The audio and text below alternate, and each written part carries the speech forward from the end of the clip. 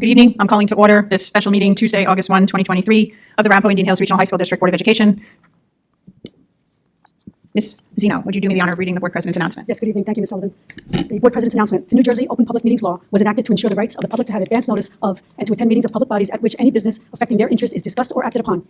In accordance with the provisions of this Act, the Business Administrative Board Secretary has caused notice of this meeting to be published by having the date, time, and place thereof posted in accordance with NJSA 10:4-8B and guidance from the New Jersey Department of Community Affairs, Division of Local Government Services. In addition, please be aware that employees of the school district retain the right of privacy and shall retain all rights regarding defamation and slander according to the laws of New Jersey. The board shall not be held liable for comments made by members of the public, and in order to protect the privacy rights of employees in the district, the board shall not respond to statements made by the public or of about district employees. On the roll call, Mr. Bogdansky. I'm sorry, I just have to interrupt you to make sure the procedure is followed. 155.01, remote attendance by board members for in-person board meetings. At the call of order to the meeting, the presiding officer shall inform all board members and others in attendance at the meeting of the identity of two absent board members, their physical location, and that the absent member has provided the board secretary with notice and reasons why their physical attendance is impossible or impractical in accordance with the requirements of this policy. I believe we have Ms. Helen Koulikourdis and Ms. Kim Ansh that are unable to attend the meeting for the reasons that I described in the policy. I'd like to call on each one of them to answer the questions for the policy. Would you like me to speak? Yes, please. Hi, it's Helen Koulikourdis. I'm out of the country and I am doing this meeting via Zoom. Thank you, Ms. Koulikourdis. Hi, it's Kim Ansh. I'm out of town and I'm doing this meeting via Zoom. Thank you so much. The secretary was able, as I was following the emails, to proceed to establish the telephone and video conference connection with the absent board members. I have identified the two board members that are absent on appropriate inquiry. I can see them, I recognize them, and I also recognize their voices. I heard their voices, I heard their volume on the microphone, so I believe that all present can hear and interact with them according to the requirements of our board policy. So now you can commence the roll call. Thank you. Mr. Bogdansky. Here. Mr. DeLaite. Here. Ms. Emmolo. Here. Ms. King. Here. Ms. Koulikourdis. Here. Dr. Lorenz. Here. Ms. Mariani. Here. Ms. Ansh. Here. Ms. Sullivan. Here. The board quorum is present. Thank you so much. Would you please all stand and join me for the Pledge of Allegiance? I pledge allegiance to the flag of the United States of America and to the republic for which it stands, one nation, under God, indivisible, with liberty and justice for all. Point of order, Ms. Sullivan. Yes. Given the large turnout tonight, I'd like to make a motion to extend the first public comments from 30 minutes to 1 hour. Second. Excuse me, the board, we're going to have board discussion on this. I was actually going to make a motion myself, seeing how things go. So we're going to have board discussion on this. It looks like we have, I don't know, maybe about 50, 60 people in the audience. We have two public comments. I was actually going to suggest that we extend the whole policy.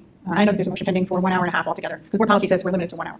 So do you want to do 1 hour? Is the reason why you want to make sure is that board members hear more definitively before we vote? Is that what the name of your motion is? I'm motioning that we extend the first session from 30 minutes to 1 hour. Okay. And the second session 30 minutes. would remain at 30, pending your motion. Okay. Any other board members have comment on that? I just want the record to show that there's definitely more than 50 people here. It's hard for us to see on Zoom. Yeah, unfortunately, our board members remotely can't see. And but in any event, I guess we should have a roll call. So as I understand the motion, it is to extend the first public comment for 1 hour, and to leave the second comment period undisturbed. Is that correct? Correct. Okay. Roll call, Ms. Zeno. Yes. Mr. Bogdansky. Yes. Mr. Late. Yes. Mr. Late, I'm sorry. Yes. Ms. Emmolo. Yes. Ms. King. Yes. Ms. Koulikourdis. Yes. Dr. Lorenz. Yes. Ms. Mariani. Yes. Ms. Ansh. Yes. Ms. Sullivan. Yes. Thank you. All right. So that leads me to my board president's report. At the last board meeting on June 29, 3 agenda items did not pass concerning the elimination of Care Plus, a mental health service provider for, at that time, was described approximately 12 students, and the expansion of services by a company called Thrive for approximately up to what was described at that time, 38 students, depending on the finalization of their IEPs, as was described in a committee meeting on July 20th. In addition, there was on the agenda an item for the board to consider a new contract with Care Solace, a company we had not as a district done business with before, and a contract with a separate company called Thrive, as I previously described. Care Solace was a relatively new company which houses a web-based navigation system to assist its school district clients and the district students and parents in locating and connecting with mental health treatment providers. Thrive is a company which, according to the proposed contract, provides counseling, lunchroom, and classroom observations, and among other things, attendance at IEP meetings. These agenda items were presented to the board earlier in the day on Thursday, July 20th, in the board agenda and packet released to the board. However, there was a committee meeting that same night to complete the committee's discussions concerning these three matters, which were amongst 18 agenda items with approximately 26 attachments. Board members had questions and concerns which were articulated at the committee level and then at the board level in the days following. However, email is not the best form of communication, and there was no opportunity to resolve board members' inquiries and questions prior to the board meeting. Following the vote, the board had been provided with additional information via email, but has not yet had the benefit of a committee meeting, such that this information could be discussed and then moved up to the board level, as is our practice. I regret that this has not happened, and it was not my desire for board decisions to be made via email. It is still not my preference. It is important to note our administration tells us the district has considerable resources for mental health that range from nurses, school psychologists, guidance counselors, aides, learning specialists, full-time teachers of special education students, general education student teachers, school assistants, counselors, social workers, administration, and staff who are trained in mental health. We have lead administrators in both buildings for special education and on a district level. These services are available generally to our 2,000 students. Notwithstanding that, since January of 2023, the board also approved a free tuition program for teachers to become special education teachers and for additional hours for new programs for classroom instruction with specially structured courses this year. We approved supports for teachers and staff to attend conferences on mental health. A back of the envelope calculation revealed millions of dollars in funds towards supporting the mental health and special education needs of our students that have been approved since January of 2023. I cannot recall a single item for mental health this board has not supported since January of 2023. other than the tie vote of last Monday. Having failed to convince the committee chair to have an emergency committee meeting, I called a meeting on Wednesday, July 26th, the morning after, regarding the emailed information so the board could consider these 3 agenda items. However, unbeknownst to me, a board member had circulated a petition to call this meeting today and sent the petition to the board secretary without my knowledge. Regrettably, I still have not seen that request, but it doesn't matter. Here we are. I would have called the meeting anyway, all of us willing and able volunteers sitting here in front of you to reconsider the matter. I'm still receiving information concerning these agenda items. There is simply not enough time to digest this information in an informed and measured way. I received emails actually as I was driving over here tonight, and regrettably, I still have not had a chance to really fully digest it. I believe there may be some misinformation out there in the public, which the public thinks that all mental health services at the district are eliminated. This is false. Based on the latest email I received from administration, about 38 students may be qualified by Thrive to receive counseling, with perhaps another 12 or more to potentially participate in counseling over the course of the coming academic year. I want to be clear that I do not believe any board member, all 9 of us, would ever suspend mental services, which importantly cannot be put into place until an IEP is formulated or decision is made with respect to the 2 Thrive counseling, well, actually it's 1 Thrive contract, abruptly. I don't believe any of the 9 of us would do that. It certainly didn't help when board members, unfortunately, and I'm sure they'll speak on this, gave interviews to the news media, which led to more confusion in the community. At the June 29th meeting, the board approved each and every item, for example, of the roughly 17 outside vendors administration asked us to support due to mental health, special education needs for students. I know because I go in and sign these contracts after every board member meeting. However, we got here, and we got here now. In my opinion, it's likely these items are going to pass tonight. We, of course, will hear your comments with board policy and consistent with our rules. And thank you for coming. That is all I have for the board president's report. Next item is the superintendent's report.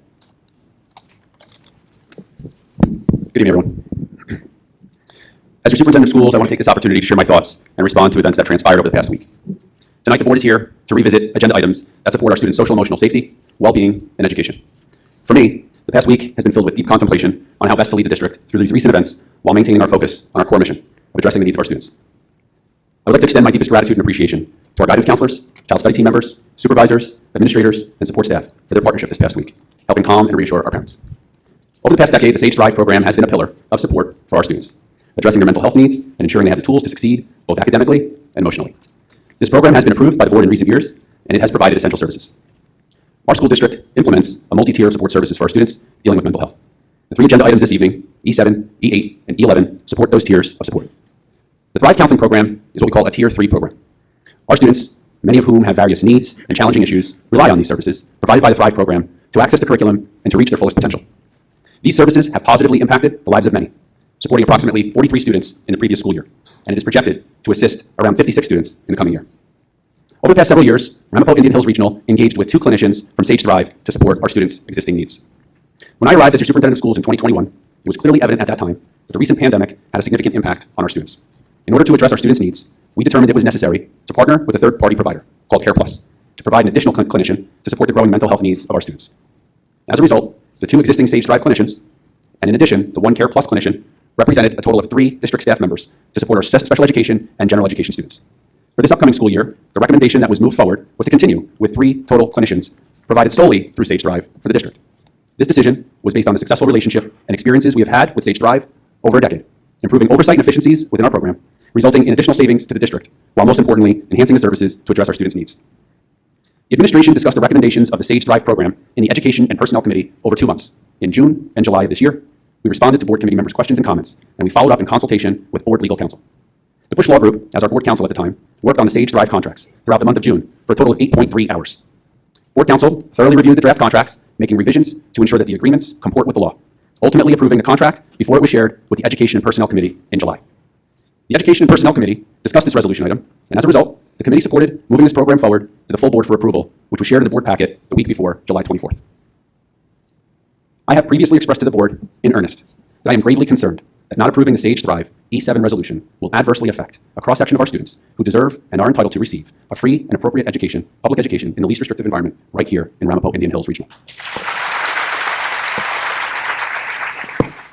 The repercussions of terminating funding for this program will extend beyond the social, emotional, and mental health needs of these students, impacting their academic progress, as well as the overall school culture and climate, and a significant impact to our out-of-district placements in an unbudgeted, unanticipated impact to the school budget, creating significant fiscal constraint for the district. We are the stewards of our students' future, and we are obligated to ensure they have access to the support and services they need to grow and thrive. Resolution E8 is a recommendation that would provide school-based mental wellness training, coaching, and certification through SAGE Thrive. The Thrive certification program is designed to supplement our Tier 1 and Tier 2 support services. These tiers of support entail direct interventions by a school counselor, a SAC, or a child study team member. This certification will enable our staff to utilize training in order to meet the needs of students who are in crisis or suffering distress in their day. This proactive approach and training enables our school-based mental health personnel to learn the skill sets necessary to recognize the early signs in order to reduce the manifestation that occurs over time when students experience a crisis but do not speak up or seek treatment. This advanced level of training that our school staff will receive from Sage Drive will assist students with mental health concerns that impact learning and their availability to receive education. This certification will be funded with ESSER federal funds for the 23-24 school year. This agreement was reviewed and approved by Board Council. The Education and Personnel Committee discussed this resolution item in June and July and supported moving this program forward to the full board for approval. Our teachers' ability to educate is intimately connected to the emotional well-being of our students. Resolution E11 is a recommendation for board approval of Care Solace, which is a digital platform designed to simplify and streamline the process for parents to access mental health and wellness services, if they so choose. Participation in this program is entirely voluntary, and the parents have the ability to determine if they want to participate. If a parent does not want to participate, then they simply do not participate. Care Solace is a comprehensive solution that connects individuals, families, and organizations with a vast network of providers, making it easier than ever to find the care and support needed. Families in crisis and need have a single point of contact to support them if they choose to participate. The administration invited the Care Solace Regional Director to provide a presentation at the Education and Personnel Committee meeting in July and to answer any questions. The Bush Law Group, as board counsel at the time, worked on the Care Solace contract throughout the month of June for a total of 6.6 hours, ensuring the agreements comport with the law and that parents have the ability to self-direct. The Education and Personnel Committee discussed this resolution item and supported moving this program forward to the full board for approval. Our commitment to mental health wellness fosters a proactive, compassionate, and informed approach to mental health and well-being that benefits our students, staff, and the entire school community. By prioritizing mental wellness, we can lay the groundwork for a healthier, more resilient, and successful learning environment that will have a lasting impact on our students for years to come. Thank you so much. I have no news. Oh, you have that? I'm sorry. Challenges, while difficult, also present opportunities for growth and progress. As your superintendent of schools, my priority and commitment will always be the welfare of our students. I sincerely hope that we can find a way forward that ensures the needs of our students and families are met. Together, we can build a brighter future for our students, a future where mental health needs are adequately addressed and every student can thrive. Thank you. Thank you so much. I'm assuming that Ms. Zeno does not have a business administrator's report tonight. Is that correct? I have no report this evening. Thank you so much. And we do not have any board committee reports. Is that correct, board? That is correct. Thank you so much. All right, that leads us to public comment.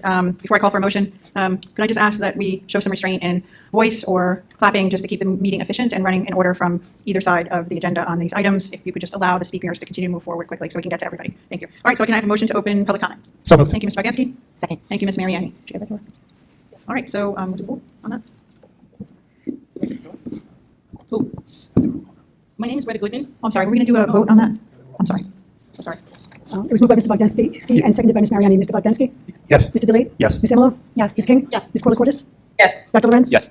Ms. Mariani? Yes. Ms. Ansh? Yes. Ms. Sullivan? Yes. The motion carries. Thank you so much. I apologize. That's all right. So if you could say your name and, My name is Greta Goodman, and I've lived in Oakland for more than 40 years. My son Andrew I'm so graduated. sorry, but her microphone is not working. Maybe she just I don't know how to pull it down closer to your mouth, maybe. Is the mic supposed to be red or green? Just say testing. Testing. Okay. That's better. Thank you. My name is Greta Goodman, and I've lived in Oakland for more than 40 years. My son Andrew graduated Indian Hills in 2001, and my son Mark graduated Indian Hills in 2003. My sons attended Indian Hills, and the students had no choice of schools. I was on the university program committee to equalize Indian Hills and Ramapo. I coached track and cross country in Indian Hills for many years. I have a master's in education and a New Jersey teaching certification. I taught in both public and private schools in New Jersey. Presently, I'm a substitute teacher, and I worked in many schools, including Indian Hills and Ramapo. I am 72 years old and graduated from Bayonne High School more than 50 years ago. I started elementary school when there were only 48 states. I saw the American flag change twice to include Alaska and Hawaii. I went to elementary school, and students, including me, were forced to read from parts of the Bible that their families did not believe in. There was no such thing as special education. These students failed at school. Many students who could not learn in traditional ways were not helped and called dumb.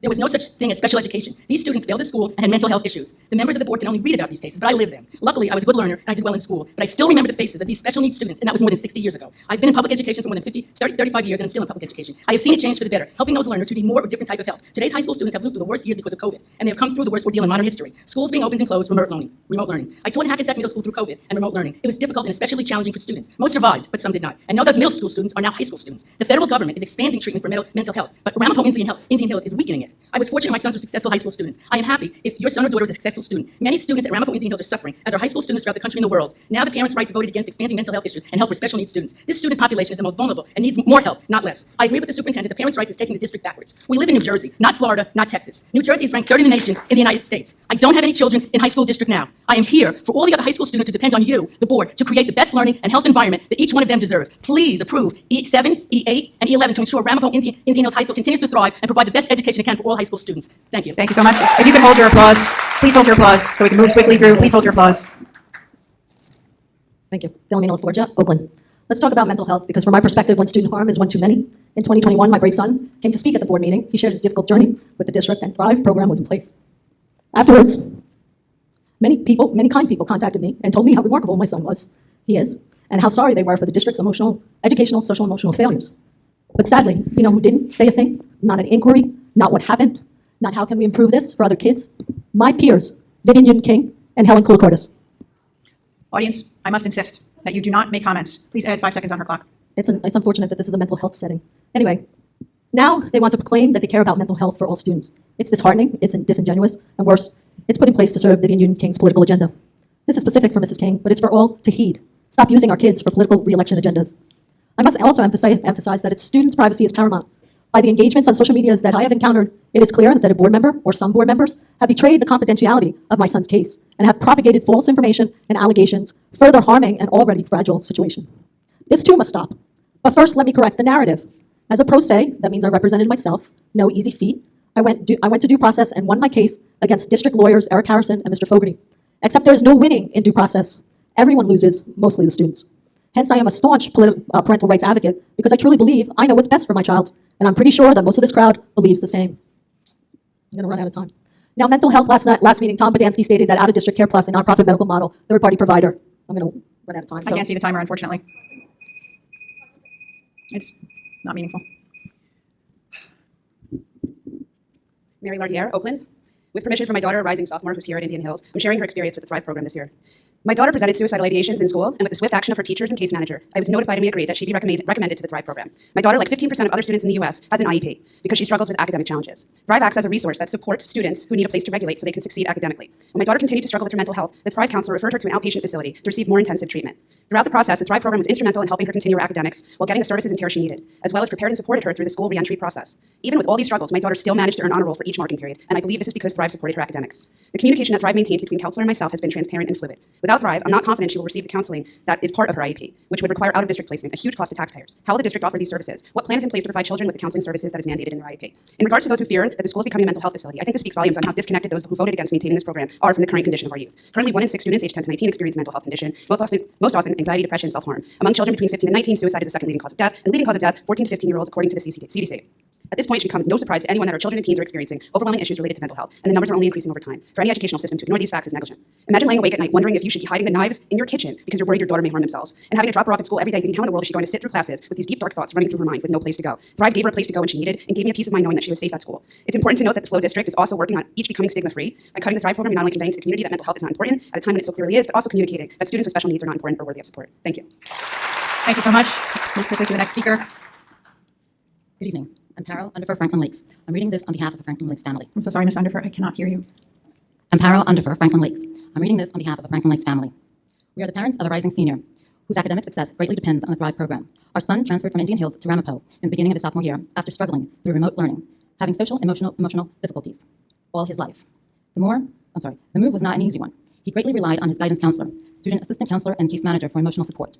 It was only after his case manager decided that she was unable to support his emotional needs herself that she referred him to the Thrive program as a last resort. Had our son not had access to the Thrive program, we would have been forced to seek an out-of-district placement that likely would cost upwards of $100,000 per year, and the district would be forced to pay for it. How many other kids in the program would be in the same boat? At a cost of $430,000 per year, the program would only have to keep approximately 5 students from being placed out of district in order to be cost-effective. Like most parents, we didn't even know Thrive existed before this recommendation. But within a few short weeks, our son's attitude finally started to change. He began to learn the coping skills needed to make it through the day, skills most kids come by naturally. It took a lot of work, but Ms. Elizabeth Mullen, our son's Thrive therapist, was eventually able to provide him with the tools and the environment he needed. Over the past 2 years, she has become a rock for our son. Our boy, with very few friends, now has a confidant in the building on whom he can always rely. And now that is being threatened. One board member explained that there was a proposal to add a third Thrive therapist, and that was the reason why she voted against it. For the third therapist for $60,000 per year was a separate agenda item. Why did the entire program get voted against? And if there were additional questions or concern, why did the vote even happen that night? Why were the superintendents and other board members blindsided by the no votes rather than having a discussion to learn more about how critical the Thrive program is to many students? While explaining their decision last week, one board member said the focus should be on, quote, student achievement and getting all kids to be graduate ready, end of quote. I'd like to thank that board member because for some students... So sorry. Next speaker. My name is Vicki Holst. I am a resident and parent of Franklin Lakes, and I'm going to continue reading the letter that Ms. Underfer started from the anonymous family in Franklin Lakes. I'm going to start at the beginning of that last paragraph. While explaining their decision last week, one board member said the focus should be on, quote, student achievement and getting all kids to be graduation ready, end quote. I'd like to thank that board member because for some students, they are actually describing Thrive. Our child doesn't need a wheelchair ramp in the school. He won't be using the new turf for the soccer or football field, and he doesn't need a new instrument for jazz band. But we would never dream of taking these things away from the students who do need them. We also never dreamed that we would have to publicly disclose that our son had these issues, especially in order to get him the help he needs. And while these days mental health, quote unquote, safe spaces, quote unquote, and emotional stability, quote unquote, have become buzzwords turned against certain groups, but make no mistake about it, this is not a political issue. It is a simple matter of helping kids who need it. Kids who have conditions like ADHD, autism, anxiety disorders, and depression, and whose pervasive disabilities and needs often go beyond the scope of a school nurse, school psychologist, guidance counselor, case manager, or student assistance counselor. It is a matter of making the school a better place for all students. By not approving funding for this program, you are targeting an overlooked and at-risk portion of the student body, one that deserves to thrive just as much as any other. And that is the end of the comments from the anonymous family in Franklin Lakes. Thank you so much. Since I do still have I did have like a minute and 20 left, I'm just gonna make a quick statement of my own. Vicky Holst, Franklin Lakes. As a former trustee of the Franklin Lakes Board of Education, I would like to add that in part because of the success of the Sage Thrive program at Ramapo Indian Hills, Franklin Lakes Public Schools started contracting with Sage Thrive in recent years. The professionals from Sage Thrive haven't simply attended one professional development course or taken a college course on mental wellness or executive functioning, in addition to training as teachers, like our staff already does. The Sage Thrive professionals are solely trained to support all students with needs far beyond the everyday scope that a high school teacher would be expected to address, or even a high school counselor. Working with Sage Thrive does not negate the training our staff receives, it provides an additional support to our staff. Our staff deserve it, the students deserve it, the families deserve it, because our students need it. Thank you. Thank you so much. Hi. My name is Maddie. I'm 15 years old, and I was in Thrive. I say was because the Thrive program no longer is running. Because of the ignorance of the school board, they've decided that it isn't their problem to care for kids' health. According to their message towards my mom, the school isn't responsible for students' mental health. You can say that it's not your responsibility all you want, but guess what? It is. We are here most of the year, and some of us spend the majority of our lives in this building, and it's absurd that you think it's not your issue when we are here most of the time. Not to mention, school is one of the leading causes for students declining mental health. Do you understand that? Do you know how school makes kids feel? For me, school just made me feel anxious and afraid. Most days, I would wonder about what I should do and how to harm myself because of my suicidal ideation. I could barely last a day in the building. Thrive saved me from the stress of that. You also stated your reasons for believing that mental health isn't your responsibility because you think the parents should be there for the students instead. Although you are right, and parents should be there for kids, especially their own. It is naive for you to assume that all parents will be there for their children. Many children have many children have parents that don't care about how they feel, whether it's because they value grades over their health, they're emotionally negligent, or maybe even a combo of both, amongst other reasons. Having outlets where students can find safety and shelter is important. Thrive saved my life, and it's probably going to continue to save lives if you continue to fund the program. So please reconsider your asinine decision and put it back. Thank you so much.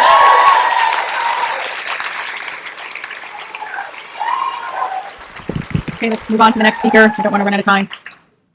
Hi, my name is Lindsay Roman. I'm in Wyckoff, and I'm going to yield my first 5 seconds to give additional applause to this young lady. And thank you to the board for having this hearing to reconsider and for being here and being on the board. It's an important job, and I know it's not always easy. And I really want to encourage you to reconsider your vote in favor of these critical mental health services. I'm really struggling to understand how you can overlook the proven benefit of mental health of students in schools, even though there is extensive, peer-reviewed, public research. And Ms. Sullivan, I hear what you said in your opening comments about how every single one of you would support mental health, but as the young lady just said, comments have been made that it's not your responsibility, and I believe last week comments were made that this is an overreach, and it was likened to seeing a dentist, that if you had a bad tooth, you would go to the dentist, so I'm not quite sure that statement resonates with the many people who heard that said. And so since there's a misunderstanding of what mental health means and is, I'll cite some of that peer-reviewed research for you.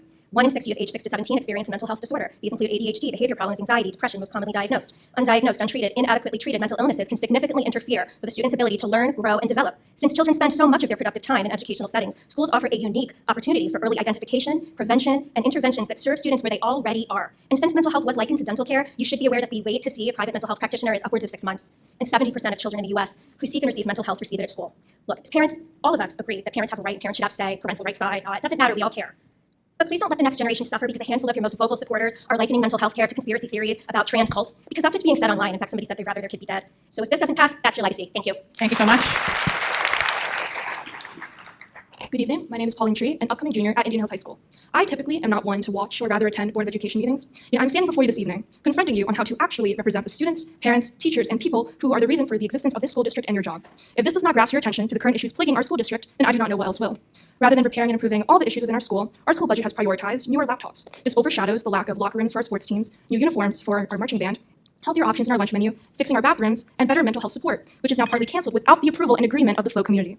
Remember that as the Board of Education, you are obligated to represent and support us students. If parents want the district to continue to provide mental health support while their children are sent to school and out of their control, then you are obligated to fund and provide it fully, as it is your job to represent and help us students. This is explicit parental consent.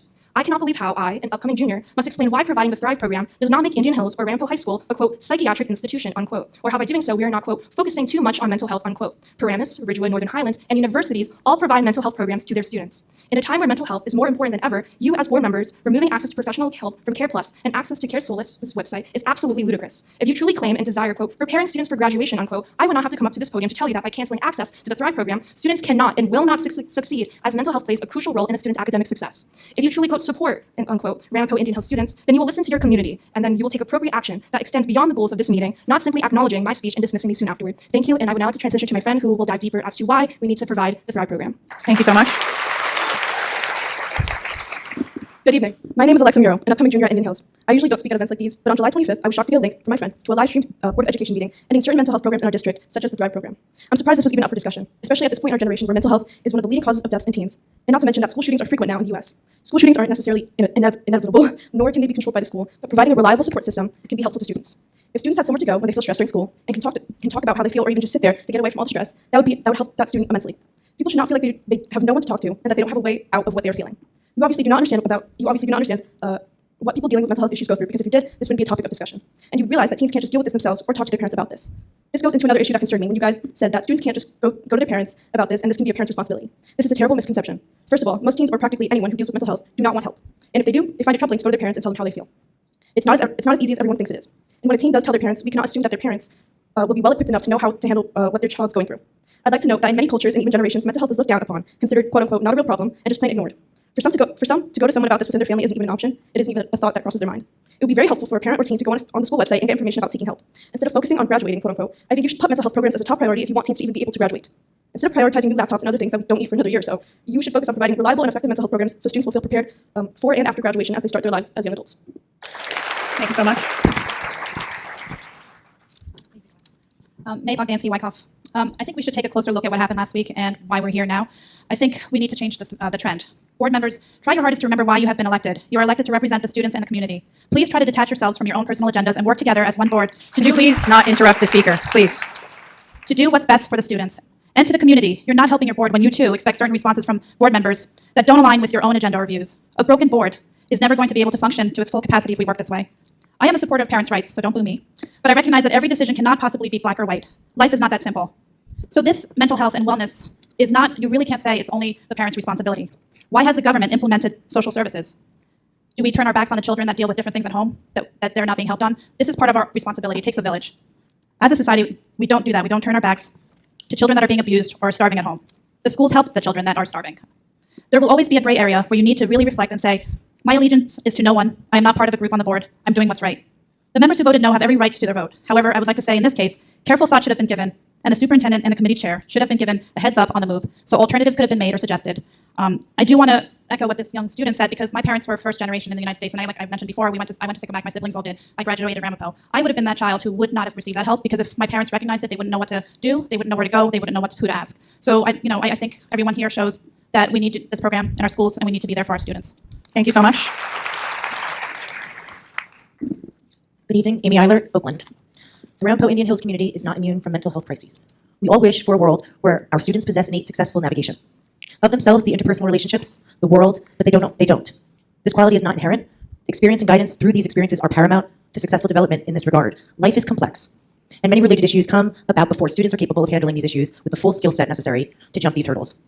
As we all know, some of these problems are adult in nature and require more tools than the student may possess. When students are stripped of mental health services, they may feel helpless and consequently hopeless. The scholastic world is a mental one, and with this being so, the mental well-being of our students is our responsibility. It's ensuring access to mental health services that saves each one student's life. These services are worth it. Again, if it saves one student's life, these services are worth it. Vote for kindness, acceptance, understanding, empathy, patience. May we always strive to not pass judgment, to care about each other, offer a smile, show grace. For this reason, among others, it is absolutely necessary that mental health services remain present in our schools. I would like to end with a quote. It was only a sunny smile, and little it cost for the giving. But like morning light, it scattered the night and made the day worth living. S. Scott Fitzgerald. Thank you. Thank you so much.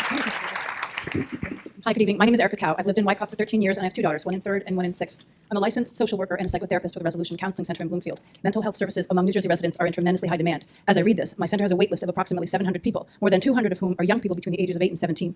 According to the American Foundation for Suicide Prevention, the most important protective factor against suicide is access to mental health care. According to NJ.gov, suicide was the third leading cause of death among New Jersey youth between the ages of 10 and 14. According to the Trevor Report, 40% of LGBTQ youth in New Jersey considered suicide within the past year, and 14% attempted suicide. 59% of LGBTQ youth in New Jersey who wanted mental health care in the past year were not able to get it. That's almost 6 out of 10 children.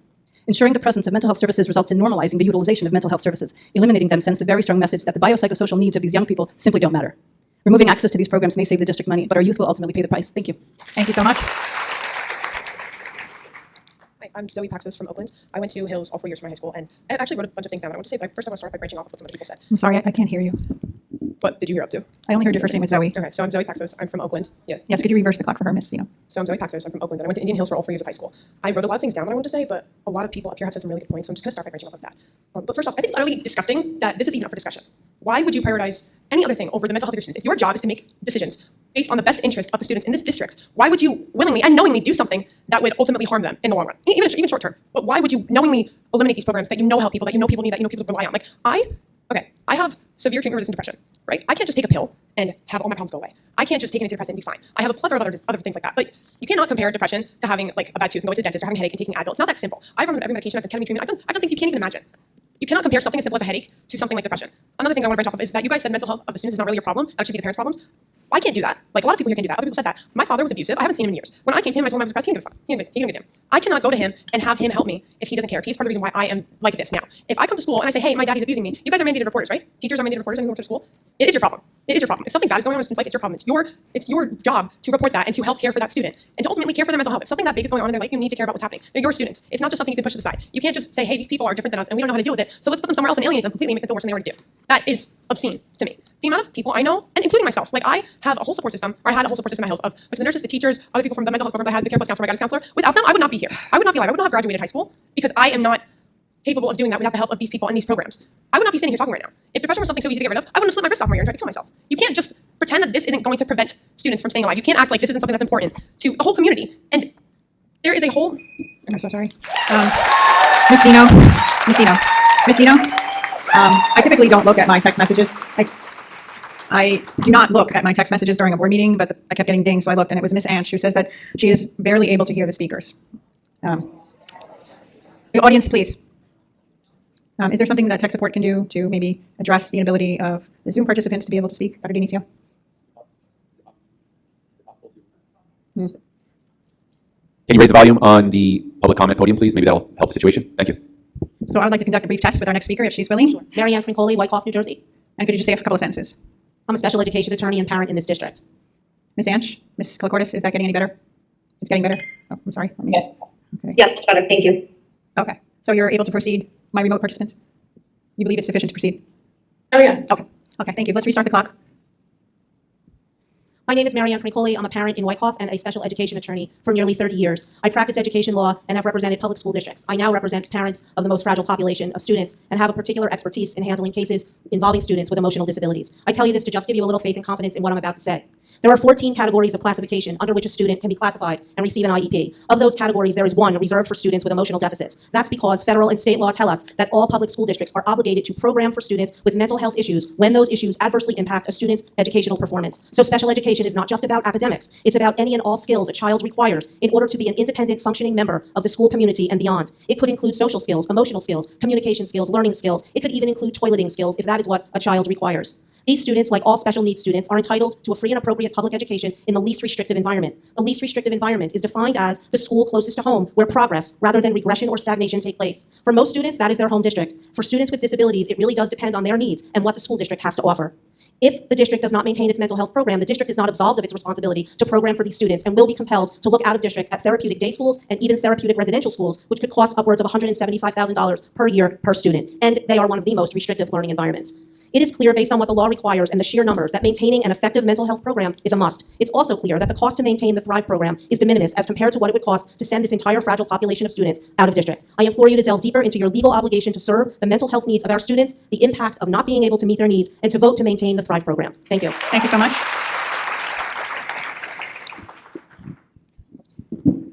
Jen Cole from Wyckoff. I'm a parent, a psychologist, and an adjunct professor, and tonight I speak from all those perspectives. Many people came to speak tonight, so I'm going to speak quickly. I'm hopeful that if anything good can come of this debacle, it will be that our community, myself included, will pay closer attention and not remain silent. Audience, please. After watching a live stream from last week's meeting, I was disappointed and disheartened. I cannot imagine that in 2023, at a time when our students, locally at a state level and nationally, are struggling with unprecedented rates of anxiety, depression, and other mental health disorders. We have members of the board who saw fit to vote down a resolution for a program that has successfully been serving the needs of our district for over a decade, leaving our administration less than 6 weeks to figure out an alternate plan, as we just heard, that will cost a lot more money. A few comments. The suggestion that it's easy to access mental health services is preposterous. Finding a therapist or a psychiatrist is not as easy as walking into a facility and making an appointment, as was suggested last week. Most providers I know are turning down clients on a daily basis. Most people seeking treatment have to make numerous phone calls before anyone even returns their call, then gets put on a lengthy waiting list, and then they have to figure out how to afford the care. The idea that providing support for our students with mental health struggles is not the job of our schools, or that it's overreach, or that there's too much mental health, that was an interesting comment, is naive, uninformed, and unrealistic. For the past 25 years, I've taught an intro to psych class. While I happen to be a therapist, nowhere in my job requirement does it say that I have to be, but it surely comes in handy.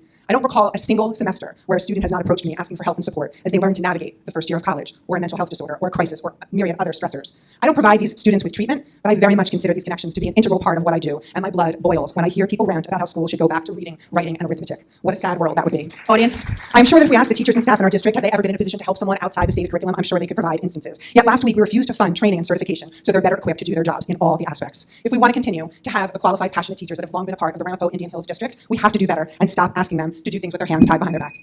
Thank you so much.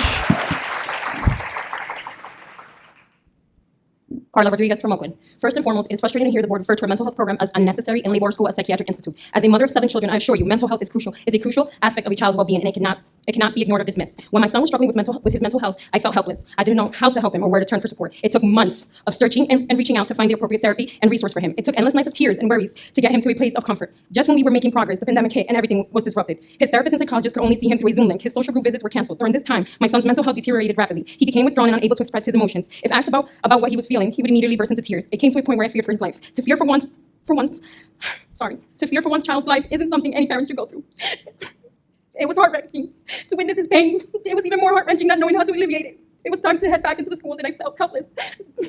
Without the necessary resources, it felt like an uphill battle. I was unaware of our mental health program that set all but a few steps away. And again, I had a battle with mental demons. When my other son struggled with one of his after-school activities, no child should be told he won't amount to anything. Picked on and bullied by men over twice his age. He became withdrawn from school, his family, his friends. What he was going through affected his grades and his eating habits. Again, seeing one of my sons cry while I sat at the corner of his bed, helplessly holding on to him to try and alleviate some of the pain. But if it were only that easy to transfer over our children's pain, unfortunately, it is not. Once again, I had to fight those mental demons to help my son thrive. My boys are only the tip of the iceberg. I have dedicated countless hours of volunteering in our school, from programs, VP, president, VMS, project graduation, you name it. Through all this, I have met the most wonderful people, but I have never shared my struggles until today. I am not the only parent that has expressed concerns or has shared their stories, as you all may already know. Most of us have recently become aware of these programs and shouldn't take that termination of these programs for some parents to learn of them. I have a 17, 15, 12, 5, 2-year-old that are all part or will be part of our Oakland school system. My fear that these services won't be available to them if they were to ever need them. I implore the board to please reconsider their decision to reinstate these mental health programs. Thank you so much.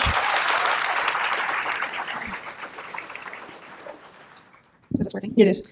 My name is Lisa Michaels. I've been a resident of Wyckoff since 1983, not including the 12 years of my post-high school education. I'm proud to say I'm a graduate of Ramapo High School. I earned my medical degree from, and I'm now in the assistant faculty of New Jersey Medical School, and I'm board certified by the American Board of Pediatrics and an active fellow of the American Academy of Pediatrics. I tell you all of this to demonstrate to you how I have devoted my life to the well-being of children. Not just any children, but those of my community in which I was raised and in which I chose to raise my own kids. So I was shocked and disappointed to hear that a member of this board made a public comment stating that it is easy for our youth to find mental health services. In the 16 years that I've been practicing medicine in our community, I have been involved in the care of over 8,000 youth. My patients have private health insurance, and the overwhelming majority of them come from families with more than adequate resources. But I cannot emphasize to you enough the battle that I and all of the pediatricians in our community have been fighting and losing to get mental health services for our kids. There are only 17 child and adolescent psychiatrists for every 100,000 children in the state of New Jersey, but most of them don't accept health insurance, so the effective number is much, much lower. Between the barrier to getting care due to the stigma of mental health and the inability to find a psychiatrist who not only accepts insurance, but is accepting new patients, we pediatricians are struggling in the trenches with very little ammunition left to fight this war. The National Alliance for Mental Illness recognizes that mental illness interferes with a child's ability to learn. They state that youth are almost as likely to receive mental health services in school as out. In 2019, 15% of students received services in school compared to similar 17% of students who were able to see a specialist outside of school. Our students spend 40 to 60% of their waking hours at school. I know that you're all aware of the dramatic increase in mental illness in our youth that was already occurring prior to COVID, but only accelerated during and after the pandemic. We need all hands on deck. To remove the current mental health services without providing a replacement with no gap in care at this time would be indescribably irresponsible and absolutely baffling. In addition, as a taxpayer, I do not understand the logic in causing the huge increase in spending that will occur if these services are canceled or outsourced. Thank you. Thank you so much. Good evening. My name is Mike Gottesman. I'm the founder of the New Jersey Public Education Coalition. When I came into this meeting tonight, I listened very carefully to the superintendent's statement and to the statement of the board president. First, I'd like to thank the superintendent for presenting more detailed facts about this program. I think everyone in this room appreciated that. With regard to the board president's statement, I found it very interesting that she indicated she still didn't feel comfortable making a decision about items on the agenda tonight because she didn't feel she had enough information. Yet a week ago, with less facts, the board president felt she had enough information to vote against these programs. For me, Audience, please. It's a simple question. First, it's a financial question, and every member of this board has the responsibility to Do what is the best for this district financially. This district can't afford to outsource, not at a cost of $100,000 to $170,000 per student. If you have 56 students, that's potentially a $5.6 million plus price tag. Second, members of this board have made this an issue of parental rights, a phrase we've heard a lot about over the past 2 years, a phrase that's politicized, and there's no denying that every parent has rights. But we have to recognize that it's every parent, not just a few, and that the parents whose children need these services should be able to avail themselves of the services in this district. If not, we're turning the clock back 75 years to a point where we warehoused students that needed special services. And that leads to the third issue, a decision that each and every one of you board members has to make. And that's, do you want your school district to merely give students equality in education, or do you want to give them equity? And you have to understand the difference. Equality means every student, regardless of their circumstance, gets the same thing. Equity means we look at every individual student's circumstances and do the best we can to make sure that they're set up to succeed in the world when they exit this school system. So you as board members have to decide, which is it going to be, equality or equity? Thank you. Thank you so much. We have about 5 minutes left, 2 minutes. 2 more speakers, thank you. Marisol Kozlowski, I'm from Oakland, New Jersey. I want to directly speak to point E11, the Care Solace tool. As far as I can tell from what's been said here, it's a digital platform tool for parents to have access and another step to finding help for their students. This should absolutely be approved because we have more students in trouble than most people realize. My children are the opposite end of the spectrum from the Thrive program children. My children are overachieving students. My 14-year-old, for her 3 years at middle school, whether it was COVID, partial COVID, or full in class, got principal's list every single quarter of her 3 years there. Girl Scout, over-involved with MBS, doing whatever she could to help her community. And yet we had a family tragedy over a year ago that devastated our entire family. We reached out to our children and we looked and said, do we need help? Do we need help? As involved parents often do. We did not know my girl needed help. The first sign parents are given to your child needing help is a drop in grades. My daughter did not have that. The second thing we are told is behavior changes. The only behavior change I saw in my child was a 13-year-old who liked to hug me at night before going to bed. That is unusual, I know. I really didn't know my kid was having a problem until one day she was in English class and an assignment triggered her. Just a word, just a thought. Grief does not turn off because you're in a building for 8 hours a day. There is no shut off when grief overtakes you. And my child broke publicly in front of her peers, 8th grade boys. She broke. And I walked into that building and I found my daughter hysterically crying, broken, and gasping, I'm sorry, mommy, I don't want to give you more problems. Because she's a good kid. She needed help. Her peers were not helpful. Okay? Bullying starts, teasing starts, 8th grade boys and girls. And her teachers were there, her counselors were there, every support system possible. And every single person that's come up to you and told you today, it takes a lot more than walking in a building to get help, is absolutely speaking the truth. Months. Her father and I on the phone, on the email, any way we can. References from the school. 80% of them had shut down. COVID closed. Our insurance company gave us a long list of providers that no longer took that insurance. Months. It took us months, and 9 months later, she now has the help she needed. But we were involved parents. God help the poor kids that fall between the cracks, that weren't found, and that need these kind of services and assistance. Please approve Care Solace so parents have one more tool. Thank you so much. We only have room for one more speaker. You're the last speaker. Okay, that's Rosick. I'm from Wyckoff. I'm a little jumbled, so bear with me, but I do have some questions. I realize that the budget was, and I don't have children in the school system as of now. The budget was presented in April, and that budget I see Thrive is in there, and I'm wondering what happened between April and now. Where's that money going that you already budgeted? Because I'm a little confused. I voted on a budget, the budget comes through, there's money on the line, so I'm not understanding what the problem is at this point. But I would like to know where that money's gonna go. So if anybody can get back to me, bsparrow@me.com, that would be lovely. A board member said that, and I'm paraphrasing, that parents need to be more involved with their children's lives. Think back to your childhood. Did your parents get involved all the time when you had issues? My question is would you have gone to your mom or your dad, and which one would you have chosen? Because that's another question that the kids have, because they don't want to be a problem. With all the things that are going on and loss of jobs and everything else that the parents are going through, the kids just don't want to add to it. So where do they go? I'm just curious. I'm sitting here and I'm listening to the students, and my heart goes out to them. I don't suffer from depression, but I'm a parent of children that do. I cannot imagine that you cannot feel for these students or the parents that spoke tonight. I do not understand how you can vote no, and do not understand that you don't get the importance of continuing these programs after listening to these children. I sat here and I cried. I don't even know these children. I know what my children went through, but I don't know these children, and they spoke so eloquently. I thought when I voted you guys in that you were voting for the people and the students, and that you're here to take care of those students. Well, if there's only 30 students in this program, and these students are already speaking, I'm going to say that they're going to represent a quarter of the students, maybe, that are saying that they need it. So how can you vote no? I just don't understand. And maybe next November, whenever we vote, we're going to have to seriously consider, because you people don't stand for us. You just don't. Thank you so much. That ends our need a motion to close public comment. Motion to close. Anyone? Need a motion to close public comment. So moved. Thank you, Mr. Bogdansky. I need a second. Second. Second. On the motion to close public comments, Mr. Bogdansky? Yes. Mr. DeLaite? Yes. Ms. Emmolo? Yes. Ms. King? Yes. Ms. Koulikourdis? Yes. Ms. Dr. Lorenz? Yes. Ms. Mariani? Yes. Ms. Ansh? Yes. Ms. Sullivan? Yes. Public comments are closed. Thank you. All right. We have open board discussion now on the 3 agenda items. Anyone have any comments, questions? Ms. Sullivan, I'd like to be recognized. Yes, Mr. Bogdansky, sorry. Thank you. First, I want to say that I'm honored to chair the Education and Personnel Committee. I want to thank all the parents that emailed the board regarding their personal experiences. I was overwhelmed with emotion, and each email had a profound impact on me. To share personal and sensitive information in order to fight for this program makes me more confident that this program is vital for all students. I ask you to hold your applause. I'm sorry. We do have a board policy that requests that we not I'm trying to keep an orderly operation of the meeting, and I would like to give Mr. Bogdansky an opportunity to speak. Thank you. Thank you.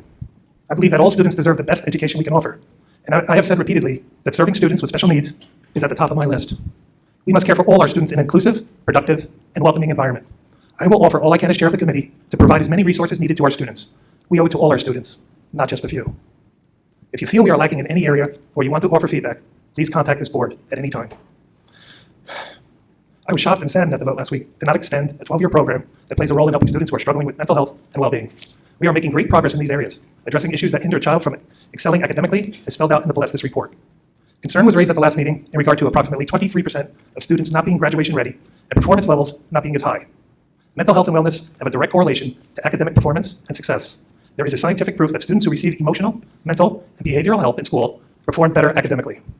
The struggles we are discussing are usually detected by teachers at an early age. Our children are in school for 8+ hours a day. For some, it's more time than they have to share with their parents. There are various scenarios why a parent may not recognize these struggles or address them because of perceived stigma attached to it.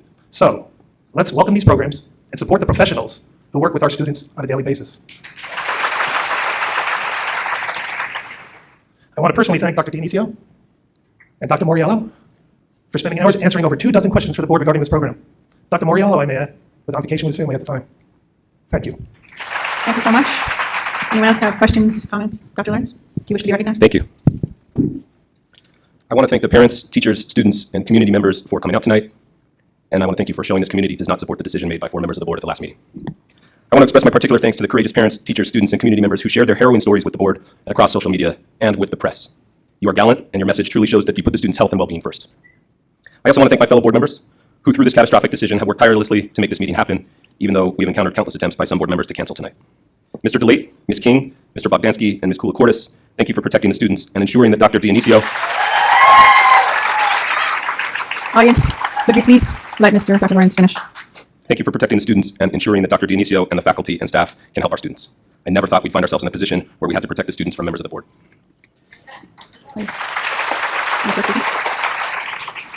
Albert Einstein once said, "We cannot solve our problems with the same thinking we used when we created them."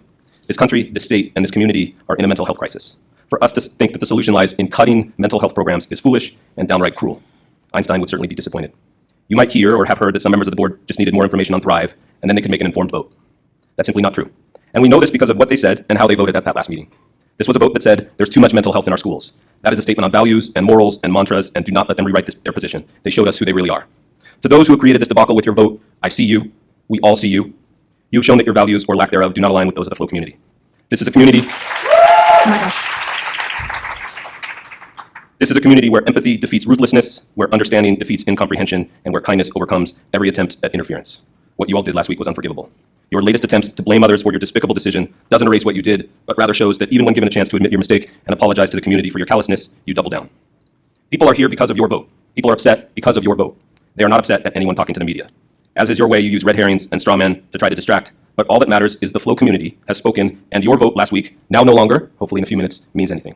It does signify one thing, though, that you care more about finding ways to defend your despicable decision than owning it. Thank you. Thank you so much. I'm sorry. For the audience, please, I can't even hear the people on Zoom. Please, I will terminate this meeting.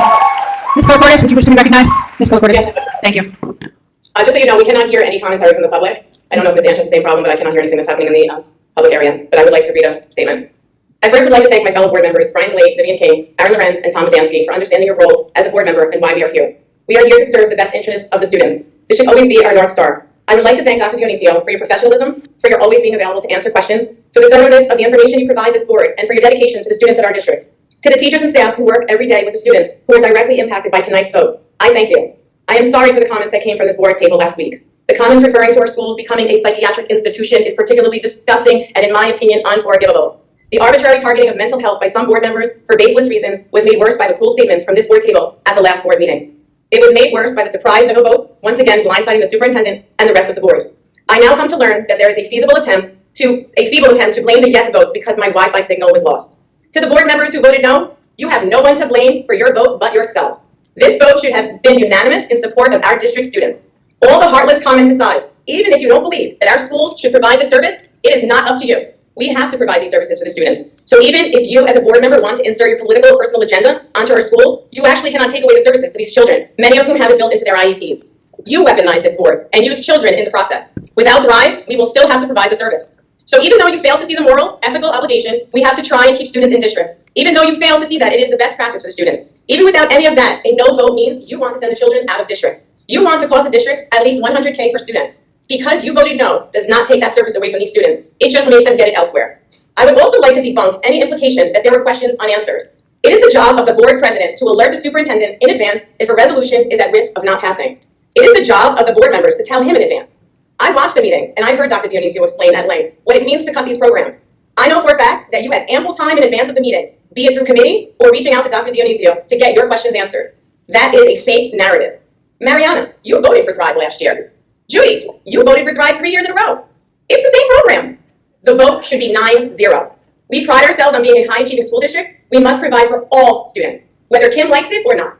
But most especially, we absolutely cannot leave students with mental health needs behind. We must prioritize this, most especially in the face of the startling statistics. I would like everyone to understand that the arguments we have enough other staff to do this job and that these board members have unanswered questions is a narrative meant to distract you from the real intent of their vote. Kim Ansh made it perfectly clear on July 24th when she compared mental health to a toothache.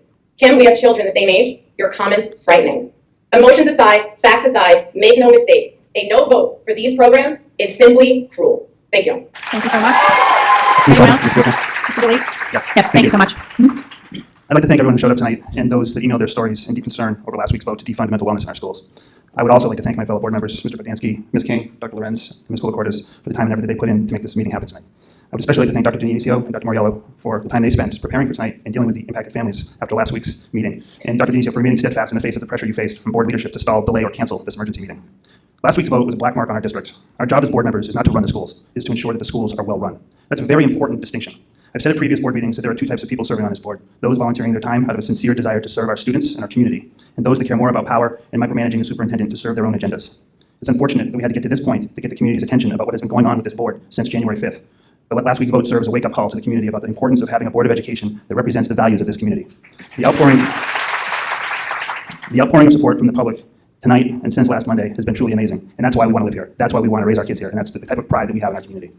Our focus should always be on what is best for our students. Our focus should always be on putting students first. Voting down mental wellness funding is not doing that. Outsourcing these programs to other districts at $100,000 a student is not doing that. Nor is, just like voting down harassment, intimidation, and bullying complaints is not putting students first. Nor is racking up hundreds of thousands of dollars in unnecessary legal fees due to the overuse by this board putting students first. Every single tax dollar misspent is one less tax dollar that can be spent on programming for our students, curriculum upgrades, and extracurricular activities. So thank you again to our wonderful community for coming tonight and sharing with us. I hope everyone on this board has taken note of what is truly important. That is the students, all of them. Thank you so much. Ms. Sullivan? Yes, Ms. Mariani, thank you so much. Thank you. First, I'd like to say at no time did I try to have this meeting not happen tonight. That's not true. I would like to read in part an email that I sent to Dr. Dionisio following the July 27th board meeting. I've read the emails from parents and feel for each and every one of them. I understand the guidance department, school nurses, learning specialists, child study team, school psychologists, social workers, and a long list of other specialists and professionals we've contracted with will still be working with students who need assistance in their mental health care, academic needs, and individualized education programs. Among other things, these professionals contribute to the creation and review of IEPs and 504 plans, evaluate and assess student strengths and overall functional capacities, and their abilities to participate in activities and respond to behavioral or medical changes, as well as provide treatment that are mandated for them.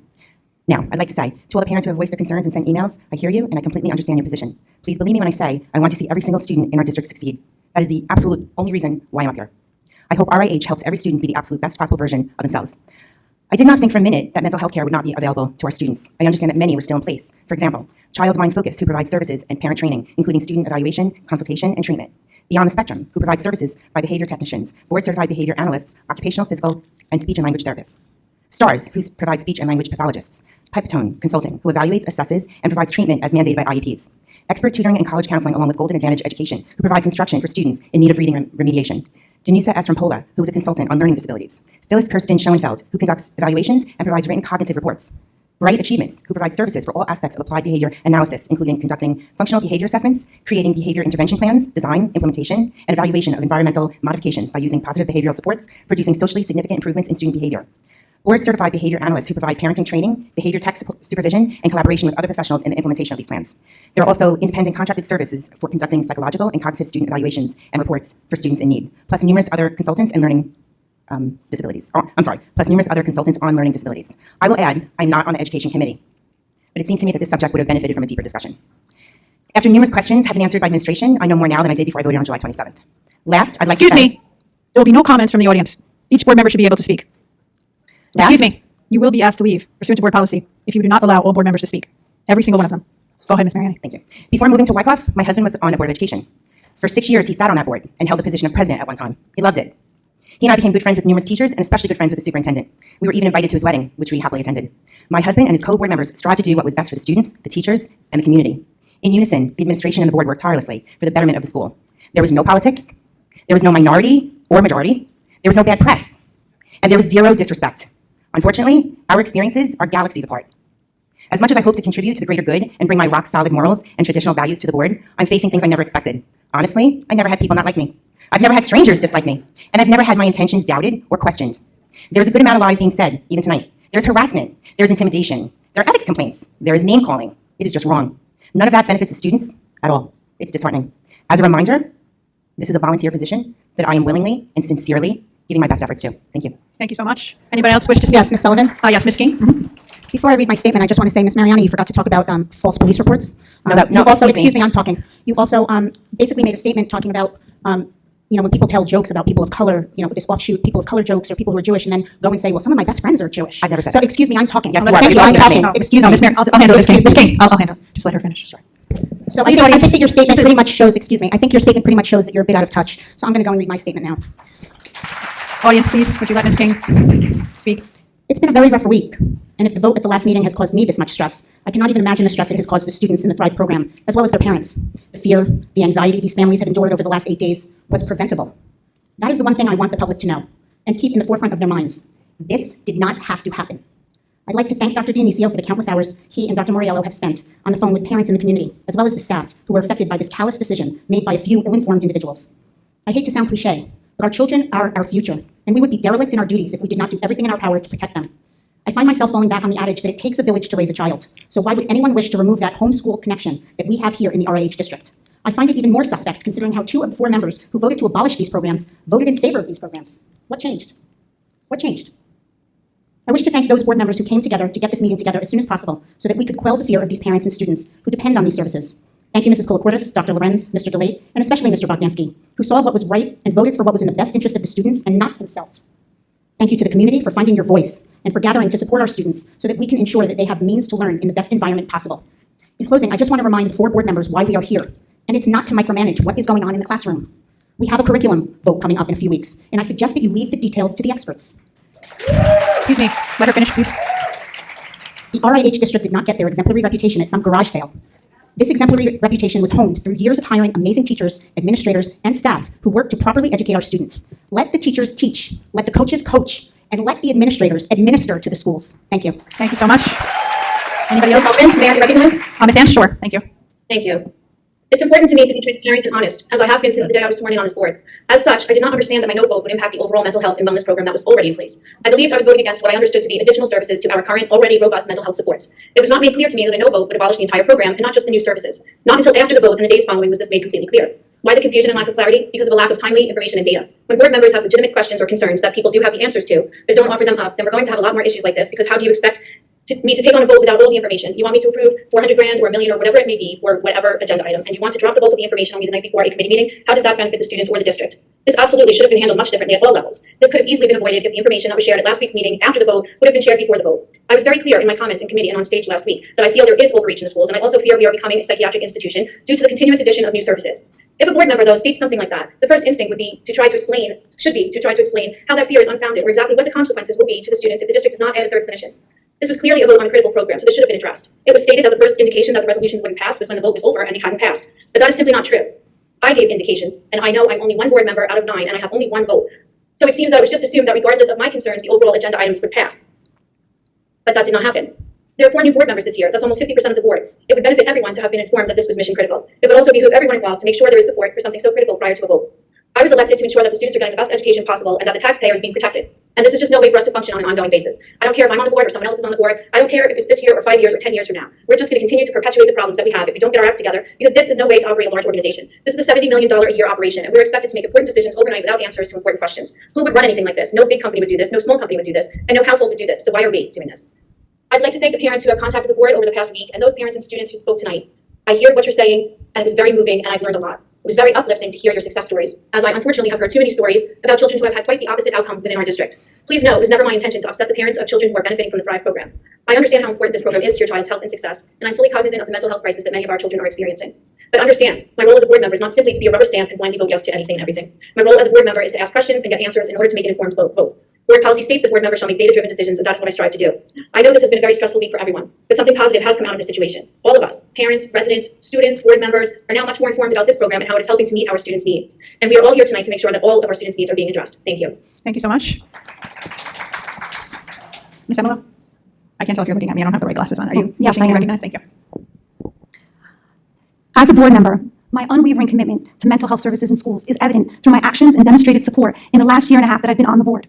I firmly believe that the well-being of our students is paramount and that providing adequate mental health resources is very important to their success. I have consistently supported numerous mental health initiatives and resolutions.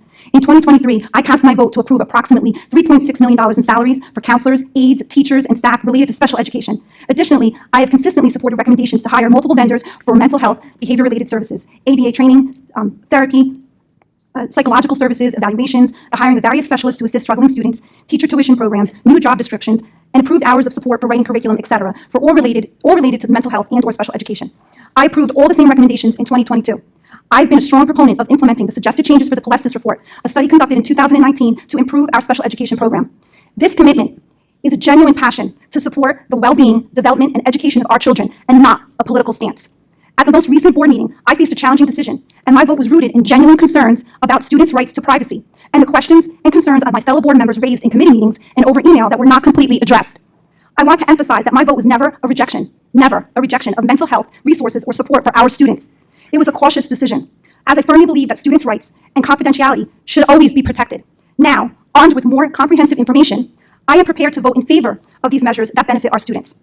As a parent myself, I fully and really understand and share the concerns of fellow parents and guardians. Our children are our whole world, and it is essential to ensure their safety, well-being, and access to the support they need be assured. I will continue to advocate for mental health services, special education resources, and any other initiatives that benefit our students' growth and success. I genuinely appreciate everyone who shared their personal stories and experiences with the Thrive program, and mental health support in our schools.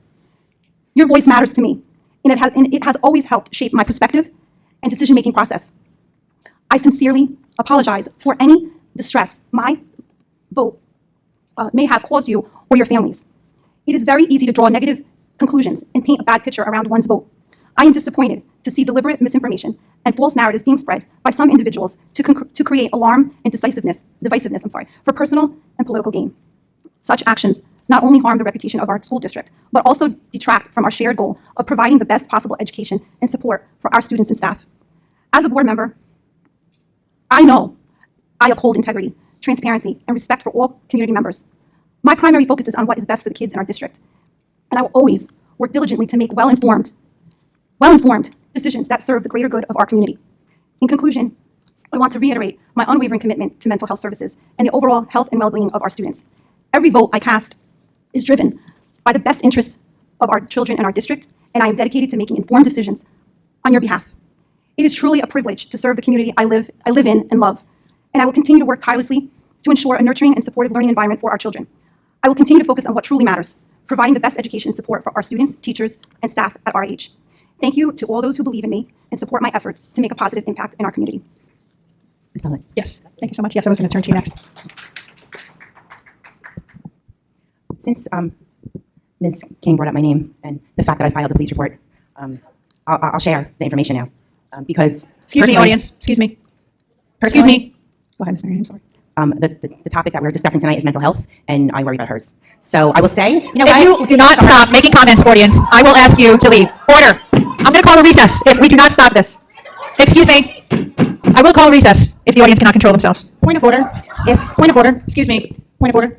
What is your point of order? My point of order is that there is to be no name calling of peers and board members on the dais. And I was just stating a fact because Ms. Mariani was giving a litany of a list of things that have been done against board members. So I was just stating a fact that she did not include something. So what is your point of order? My point of order is that Ms. Mariani is making personal attacks on me and my mental health, which should not be happening right now. And you as the board, as the, Robert's rules should not be allowing her to say that about me. And the audience is correct. This is a board meeting. We are here to do the board's business. So your point of order. I'm sorry. Miss Sullivan. I didn't hear her call you a name, but, Mr. I'm sorry. I'm sorry. I'm sorry. I will call a recess. Excuse me, security. I do not want this person pointing at me and yelling at me. Pursuant to policy 167, section 5F, I am permitted to ask for assistance to maintain the orderly operation of the meeting. I apologize. Ms. Mariani, could you please continue? Yes, thank you. Can we defer to the lawyer, please? Excuse Can we me. defer to You know the lawyer, what? please? I did Point of order. not, excuse me, My I point did of order was not bring this addressed. up. You did. Point of order. So I am going to Your point defend of order. myself. Your point of order. I'm sorry. Can I would we like to defer defend the lawyer, myself. I'm going to please? call a recess. I'm going to call a recess. I would like to defend myself, Ms. Sullivan. Mr. Dissler? Mr. Dissler? I'm calling a recess. This is your last warning. If this audience cannot control, I am getting up and calling a recess for this meeting. Mr. Dissler? Mr. Dissler? Mr. Dissler? Pursuant to policy 167, section 5F, am I allowed to maintain an orderly operation of this board meeting? So I think there are, if you're asking, so we're looking at 167, I think there's C and F. So according to this, the presiding officer, according to board policy, may request any person to leave the meeting when that person does not observe reasonable quorum. And then I assume you're referring to letter E, call for a recess or adjournment to another time. The lack of public quorum interferes with the orderly conduct of the meeting. So according to your board policy, your board president does have discretion when it comes to the ability to run the meeting, specifically as it relates to reasonable quorum. So I think the way the policy reads, in my opinion, if it's a certain individual, then C comes into place. Then in the case you ask an individual to leave the meeting, if it's most likely greater than one person, and therefore it appears that the meeting just cannot simply continue in any orderly conduct, at that point the board president does have the right to call a recess or an adjournment to another time. Thank you so much. So I respectfully request that the audience allow everyone to speak. Ms. King, on her point of order, I'm not sure what you wanted her to do. Did you want her to not make statements in the future with respect to I your... would like Ms. Mariani to not make personal attacks on me and comment on my mental health. That is inappropriate. Robert's rules, and you can ask the lawyer. Robert's rules states that you are not to personally attack individuals on the dais. Okay, so Ms. Mariana, do not attack her mental health. Okay, I'm standing up for myself. Since she brought this up, that I made a police report, I think I have the right to explain. And if anyone was here at the June 12th meeting and you heard Ms. King talk about suicidal ideation, then you would understand why this is appropriate. It was that evening, we were on our way into our second executive. She harassed me and said, exactly, what do you want to hit me? As she took steps forward towards me. She then proceeded to say, everything was fine until you got on board. Extremely inappropriate. Another thing she did was make fun of the way I was breathing. Not good, just not okay. And I also heard her make fun of someone when they asked for a bathroom break and said, he must have a prostate problem. What kind of person does this? It's absolutely not okay. That night was the last straw, and I went to the police and I filed a police report. That's the end of the story. Ms. Sullivan? Thank you so much. Ms. Sullivan? Yes, do you wish to be recognized? I do, actually. So Audience, basically... I'm begging you, audience, please. I'm begging you. So Please don't basically do what this. actually happened, because I believe that Ms. Mariani might be confused with the facts, there is actually video evidence that Ms. Mariani came at me. There are two eyewitnesses, Ms. Koulikourdis and Dr. Lorenz. She came at me, got in my face, and I looked at her and I said, I did say that. What are you going to do? Hit me, because I did feel threatened. I didn't say anything else. What Ms. Mariani continued to say was that she has better things to do than be here till 1 o'clock in the morning for this board. And I said back to Ms. Mariani, maybe you should have thought about that before you ran. That's what happened. Ms. Mariani filed a police report. It did not even make it to probable cause because the judge said it was frivolous and had no basis of merit. So maybe you should give all the facts. I did. But the other thing that I'd like to say, and then I think that we should close discussion and go to a vote, is that I'd like to remind everyone that we are all human, and human beings make mistakes. It is possible that you, Ms. Sullivan, Ms. Ansh, Ms. Emmolo, and Ms. Mariani made a mistake. If so, just say it. Although I did hear Ms. Emmolo did apologize, so I do respect that. Say that you made a mistake, and now you are righting that mistake. I have so much more respect for you if you would just take ownership of that. You're using this platform to go out and say, oh, but I voted like this because you didn't do that. Oh, I voted this way because you said this, and I didn't think it was going to not pass. I don't understand. You don't vote no even though you think it's going to pass, or it's not going to pass. You vote because it's a good, feasible program for our students, because the educators in the room and the administrators who went to school for this, who have made this their life's work, have told you that this is a program that will benefit our students. That is why you vote. Not because of your political beliefs, not because what difference does it make if I vote no because it's going to pass anyway. You vote because it's the right thing to do. Making mistakes is part of life, and it's how you take responsibility and correct those mistakes that matters. Thank you. Thank you so much. Ms. Sullivan, may I be recognized, please? Yes, who is that speaking? I don't have the right glasses on. Yes, thank you, Ms. Ansh. Thank you. I just want to say I don't appreciate words being put into my mouth. I don't appreciate Ms. King misrepresenting some of the things I said tonight, and I don't feel it's appropriate for Ms. King or any board member to tell other board members how they should vote, or that they should apologize for their vote. Thank you. Thank you so much. I just had a couple of comments that I wanted to make as well before we go to board vote. So I wanted to tell you, I want to assure you that I was actually lobbied to run for the board in 2019 because of special education. And I agree with the attorney that spoke in the office, in the audience. that there is a category for emotional regulation, which includes anxiety, depression, and all of the things that go with that. When I was lobbied, I was told that the special education program at our schools was suffering, and that most of the students that were suffering in the special education program were being shuttled to Indian Hills. And this disturbed me greatly because I lived in Oakland. So I went and I did research, and I looked at the statistics for the number of children that were qualified for special education that were coming from our sending middle schools, and they looked relatively normal in terms of their ratios. But then when it came to the two high schools, it seemed like Ramapo had too little to me. And I said, boy, that's concerning. And I knew about this Molestus report. It actually came out in 2019, the same year that I had decided to run. And I have read that report multiple times, numerous times. I reread it again before this board meeting. I was the first one actually on the board, I believe, to send it to Dr. Dionisio. I don't even think he had started here yet, but he had an email address, I believe, and I had raised it to him at that time. I also sent a copy to the special education director at Bergen County at that time. It's now a different person. And this is one of my biggest champion issues for the school. And I urge you to think from a 30,000-foot up perspective on this. Number one, please do not assume that we do not have children of our own who suffer. Please do not assume that I do not spend thousands of hours over the past 4 years working on all board issues. It is an Olympian task. It is Olympian. And because I am a professor for 22 years, I have students in my classes, and some of them are high school students. Feel free to call Carolyn Keahan at Felician University, who will testify, I'm sure, to my complete and utter dedication to students who struggle in class. And that includes Thrive students, that includes students who are general education students who need additional supports. It includes special education students. It concerns me, for example, when I voiced at committee that the number of special education students are declining at our school. Why does that concern me? That concerns me because the national numbers say it should be increasing. I have been fighting for years, and I'm not saying I'm fighting anyone, to get in-class supports for our general education classrooms. Do you know what that means? That means in the general education classroom, you have a special education teacher as well. Dr. Dionisio has been working towards that goal by approving the program for general education teachers to apply to be special education teachers.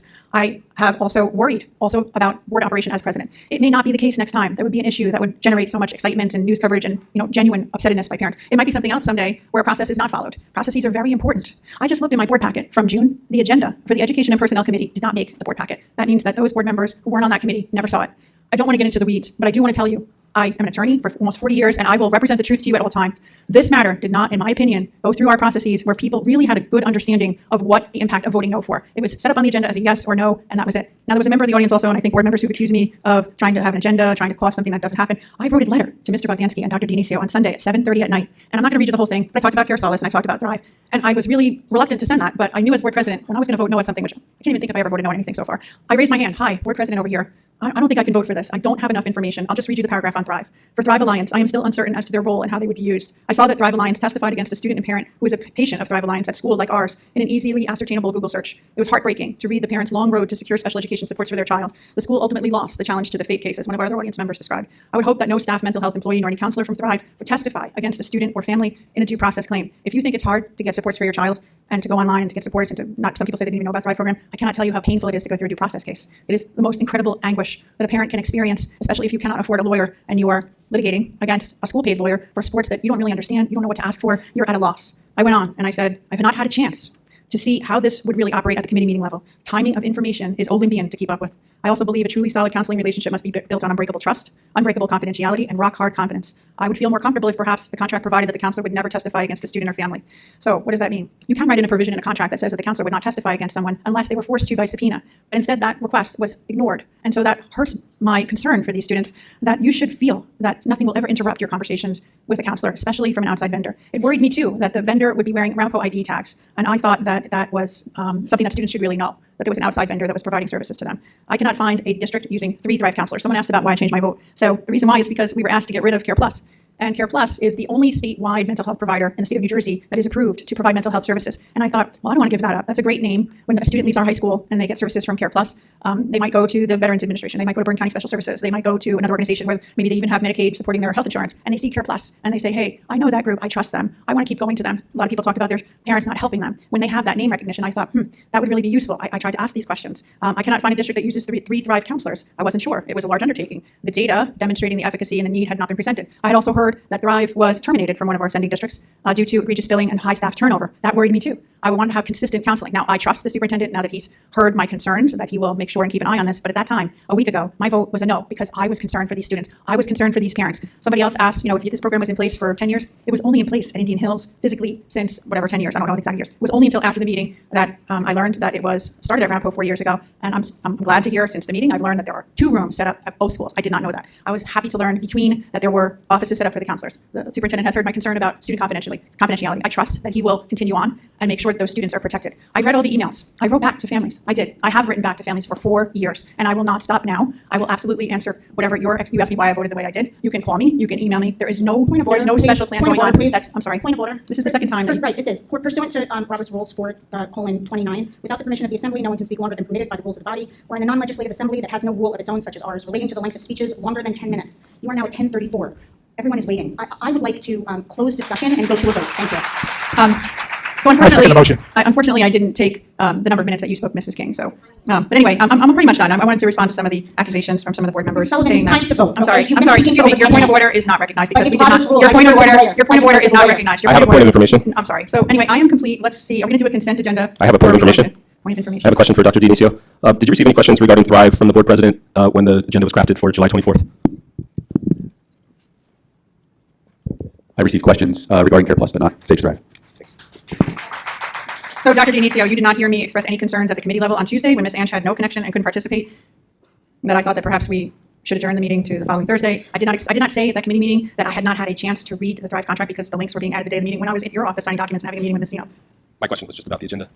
Ms. Sullivan, may I be recognized? No, there's a point of order that you want to go to the vote, so I'm not going to recognize you. I'm sorry. So let's do a consent. Actually, do you want to have a motion? Can I have a motion to do a consent agenda for E7, E8, and E11 all at once? So moved. Thank you. Second. Mr. Lorenz, thank you. So we're going to do this by consent, but first I have to do a vote on the consolidation, Ms. Zeno. On the board's vote to have a consent agenda, Mr. Bogdansky? Yes. Mr. DeLaite? Yes. Ms. Emmolo? Yes. Ms. King? Yes. Ms. Koulikourdis? Yes. Dr. Lorenz? Yes. Ms. Mariani? Yes. Ms. Ansh? Yes. Ms. Sullivan? Yes. The motion carries. Thank you so much. Now let's do the vote on the agenda as consolidated. You can take the vote. Okay. On the motions to consolidate 7, 8, 9 and vote on them, Mr. Bogdansky? No, we already did the approval of the motion for consolidation. Now we're actually voting on the substantive portion of the vote. 7, 8, and 11. Correct. Mr. Bogdansky? Yes. Mr. DeLaite? Yes. Ms. Emmolo? Yes. Ms. King? Yes again. Ms. Koulikourdis? Yes. Dr. Lorenz? Yes. Ms. Mariani? Yes. Ms. Ansh? Yes to E7, yes to E8, and no to E11. So duly noted. Ms. Sullivan? Yes to all. The motion is carried. Thank you so much. That leads us to our second public comment. I need a motion to open the second public comment. Anybody want to make that So motion? moved. Thank you, Mr. Bogdansky, seconded by Dr. Lorenz. I just want to check with the board members on Zoom. You had said before that you could hear in the audience, but then you said later that you couldn't. Can you hear now? There is somebody at the podium. I'm just going to wait 1 minute because I don't know if you could see this, but there is a fair amount of people that are leaving the room. I can't quite hear because there's just normal chatter, so just wait a few moments for them to leave. If you could just exit quickly so that we can continue on with the meeting. Thank you so much. If you could just quickly leave and Don't go. Some of this is for all of you. Just so you know. Sorry, I'm so sorry. So Miss Danielle Compatiello, can I do a test check with you? For Sure, the people at home? test. Can you hear me? Yes. Great. Yes. Danielle Compatiello, Wyckoff. So before everybody leaves this room, I think the biggest thing that you should all think about why we're here is because of mental health. And what I agree with 100% is keeping these programs. So that's number one. And I am a parental right person. But what is sad to me, along with some of the stuff that's going on the stage, is some of you in the audience. Ms. Compatiello, I'm so sorry. Could you? Okay, I'm so sorry. Okay, support. I didn't want to be rude and have my back to you because that's kind of what I'm trying to get at. The point I'm trying to make here is the temperature in the room should be taken for the fact of mental health. You guys keep talking about mental health and being kind and being nice. Excuse me? Could you please not interrupt the speaker? Please, all of you. please Every interrupt. single person in this room. That's who I'm talking to, including myself right now. But I'm just trying to get a point across. While we're all talking about mental health and how important it is, and how it is so important to be kind and think about people's feelings, the snickering, the clapping, the comments, the rude comments, the name calling from everyone, that's what has to stop. It stops with you. That's who needs to stop. Each person. You need to take ownership of yourself in order to provide kindness and everything else. So while I'm thrilled that you actually passed this should have never been up for a vote tonight. So I agree with that. The way this was handled was despicable, okay? More questions should be asked prior to a vote. So if you don't know the answers to things, that's when you start digging. But with kindness, you do it with respect. The things that I heard here, people were changing their vote and their feelings, and they were being humbled, and they were coming to you with a sense of feeling, maybe thinking about their answer or their vote last time with regret. And the snickering and their comments and the snickering and behind me, that's mean. It's just mean. It doesn't matter what they voted for. They're changing their vote now. Be kind. Take your words. Every one of you that came up to this podium and talked that way, take your own words and fill this room, and when you walk out, with more kindness, more acceptance. Everybody preaches it, but not enough of you do it. We all should be doing it. So these people changed their vote. Maybe they just didn't think about it last time. Who cares? They changed their vote. Let's move on. Let's go forward. The end. Thank you so much. Joe Kiley, Wyckoff. A couple things. Ms. Sullivan, due process is not the most agonizing thing for a parent to experience with their child. Losing a child is, which these programs aim to prevent. Ms. Mariani, you sent an email to the superintendent telling him how the roles and the services in the schoolwork. He has a doctorate in that and knew that when he made these proposals and recommended them to you. Also, welcome to public office. It's funny you brought up harassment and intimidation while voting down HIV reports from the school. Now, the most important thing is it didn't have to be like this. You shared you probably would have voted for this anyway today. But if you had done your due diligence before that last vote, then parents and children wouldn't have had to expose their trauma for you to do your job. I also want to point out that agenda item E8 costs about as much as you spent in legal fees in 6 weeks trying to figure out how to reject HIV reports and findings. And finally, the board council and committees spent dozens of hours on these agenda items. It took the superintendent today just 10 minutes tonight to explain it very well. Ms. Sullivan, if you don't have enough trust in your superintendent, in the experience in educational lawyers, in your committees, and don't have the 10 minutes to listen to the superintendent, again, an expert in education, and then lament to us that you don't have this time, but that you are also reading 2019 reports before you came in, I fear that maybe you should reconsider your position and reconsider running for re-election. If you don't have the time to do this well, you shouldn't do it at all. There's obviously too much at stake. Thank you. Thank you so much. Audience, please, I'm begging you, please. Karen Nash, Franklin Lakes. I just spilled my iced tea. I think I get so incredibly nervous when I'm up here that I turn into a lunatic. Number one, I said last week, or before at the last meeting, that I didn't think it was the business of the school. I've learned a lot since then, and I do believe there's a place for it. So I take that part back. I still believe, though, from my own experience, my own children, being in this school, my son calling me in the middle of class and saying he just doesn't think he can be here anymore. He was extremely popular and a top athlete. So it doesn't just happen to the kids that are not seen. He was a star here in the newspaper every week. And if you look him up, you'll see. But he has anxiety, still does. Only I took care of it myself. I wasn't trusting in the school. I didn't know if his coaches would find out. I didn't know if his friends would find out. And I was shielding him. I don't know if I would change that to this day. My daughter has the same issues, but handles it better. I'm glad this passed. But I do have to say, I do support the 4 people that said no because they have the right to say no. To me, there's one person on this board that I keep saying it about, and she just feels like she's a poison. I know you seem to love her out there, but she just seems to be so angry all the time that it creates this thing where you want to go back at her for some reason. So that's where my anger and my nervousness comes from. I'm usually a great speaker. It was my major in college, believe it or not. But I believe in the people up there. I just wish there wasn't so much anger because we feel it out here, and it's really bad. I trust the superintendent. I do. He's been around. He knows what he's doing. Seems like a great guy. I'm new to all this, but if someone makes a mistake, chill out. Okay? It's not that big a deal because they learned from it. And you know what? So did I. So maybe mistakes are not so bad. So what you say affects everybody out here, including the people that would really like to like you. But the intenseness of it all, it's not the people that came to the board. Because this has been going on a long time from what I hear, living here since I'm 5 years old and I'm 60. So chill out. Maybe talk about things first. Stop blaming everybody. And maybe a mistake wasn't so bad today because I changed my mind too. And now I trust a little bit more. But come on, chill. It's okay. We are just human beings trying to do the best for the community and our own kids. Thank you. Thank you so much. Dionisio, Forger, Oakland. I'm going to finish what I had to say. Now, mental health, last meeting, Tom Bogdansky stated that out of committee Care Plus, a nonprofit medical model, the third-party school provider was not renewed this year, which is fine. It's precisely what the district should do, review and evaluate, just like we did the law firm. And Thrive, which has been at Indian Hills for 13 years, which I was told, and 4 years at Ramapo would be enhanced. Why not? I like change, I like new, but what Mr. Bogdansky and Dr. D failed to explain is why. Why was the change made? What was it based on? Where's the presentation like in ESIP? We didn't get any of those. We didn't see if other service providers were considered. Was there an analysis presented from the last program? What does our cohorts district do? What does the Flow K-8 do? That's analysis. And board members Kim Ansh and Judy Sullivan also had questions, which I assumed led to their no's. Regardless, but not once did I hear any of them, any of the 4 no's, proclaim they didn't want mental health here. So Dr. D, you needed to tell people that their vote was not going to end mental health support. Please answer that question when people were concerned. That led to misinformation, which was publicized and amplified by Vivian King and Lorenz and her town criers of misinformation. And how does that help the district or our students? Tonight, all 3 agendas did pass because the majority wins, but a lot of questions have still been unanswered, and I'm still waiting for the presentation. Dr. D, you are the keeper of the public trust. You should manifest calm. I urge you to keep the calm like you offered tonight. Unfortunately, that last board meeting, you stoked the flames. And it's an election year, and I heard this script before. If curriculum doesn't pass, the schools will close. If the school will lose funding, lie. Dr. Fogarty was fired. We have no lawyers, lie. The ESIP is a cost-saving, free money initiative. 1.3 million cost savings, 0. We need to... I'm sorry, audience. I think I should get a few seconds from before when people were haggling me from behind. So let me finish. Dr. Lorenz, you think there's no such thing as too much health care?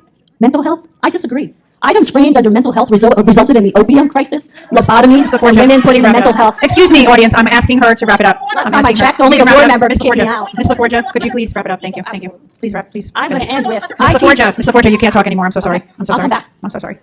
Excuse me, audience. Thank you so much.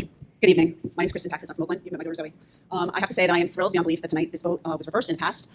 For the 4 of you that voted no initially, how did my daughter's statement or comments make you feel? I hope they made you feel uncomfortable. I did notice, though, when she was done, we had a big sigh and a motion. I don't know, maybe did you find her tedious, or were you just happy she was done talking? But it should make you uncomfortable, because I'm going to bet that prior to tonight, and prior to all the brouhaha and the emails and the phone calls and the carrying on and social media, you probably don't have somebody close to you that suffered with a mental illness. For the perversion and the misinformation and the comments to be stated as they were, such as, let's compare it to a migraine, and let's talk about headaches, and let's talk about dental coverage, shows to me that it was not about you didn't understand what the funding was about or where the money was coming from or what the program was, Ms. Ansh. It shows to me that you did not really and truly think that if we've had these programs here in the past, that these services should remain. Maybe you have a question about whether we should supplement them, but why would you look to rescind them or pull them away? But tonight that was rectified, and that makes me thrilled. My daughter no longer goes to Indian Hills. She graduated last year, and I'm thrilled she graduated.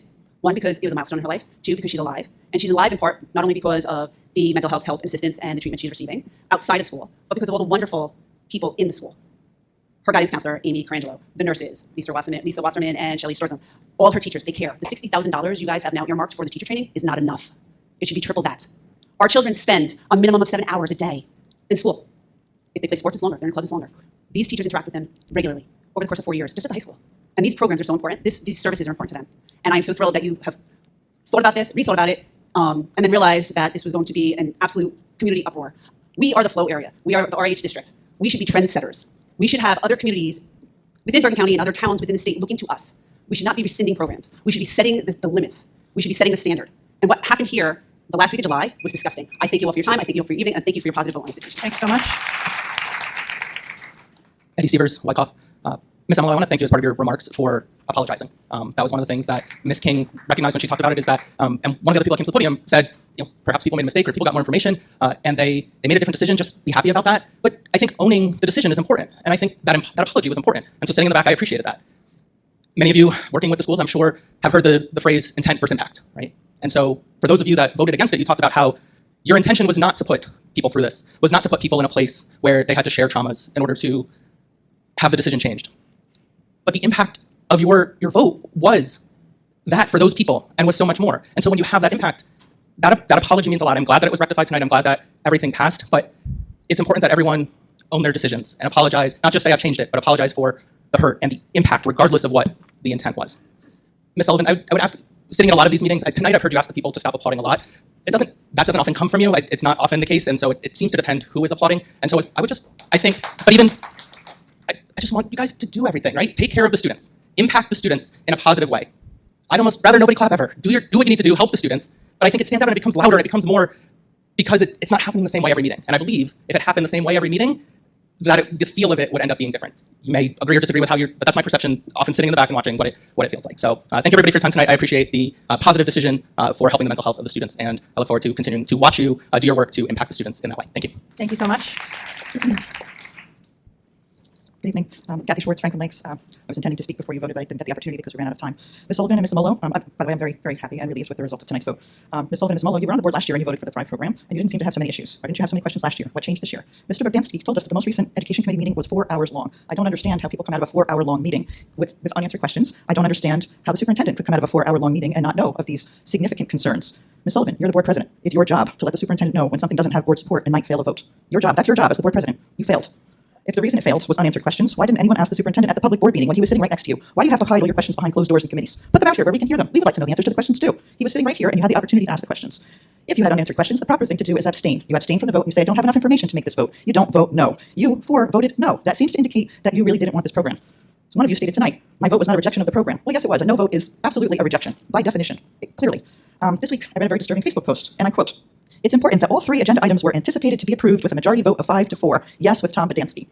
How would this author know what the anticipated outcome of the vote was supposed to be? What kind of games are being played here? Are the votes being arranged behind the scenes in violation of the Open Public Meeting Act to cater to political interests? Do 4 board members think it's okay to vote no to appease a political base, assuming the motion will still pass and everything will be okay? This kind of political game playing by board members literally puts children's lives at stake. How dare you?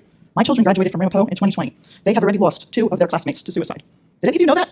Did any of you even know that? There is no such thing as too much mental health. How dare you?" Thank you so much. Margaret Bennett, Franklin Lakes. I'm glad you have a lawyer here tonight. I'm glad because he would have heard some of the 4 no votes from last week. Evaluate the superintendent in public, which is an ethics violation, and I hope he reminds you of that. Kim just told us that she didn't know what she was voting for, which was pretty clearly stated in the resolution itself. So that means she's telling us, does she not know how to read resolutions? And then she blamed other people for... Oh, excuse me, I'm sorry, Mrs. Bennett. The marker, we just lost our 2 board members. Whose computer? They're still on, but he'll fix their screen. My time needs to be restarted. Did you stop the clock where she was? I was about the 2:40 mark. 2:40? I'll take your word for it, Ms. Bennett, 2:40. I would like to make sure that the video is resumed.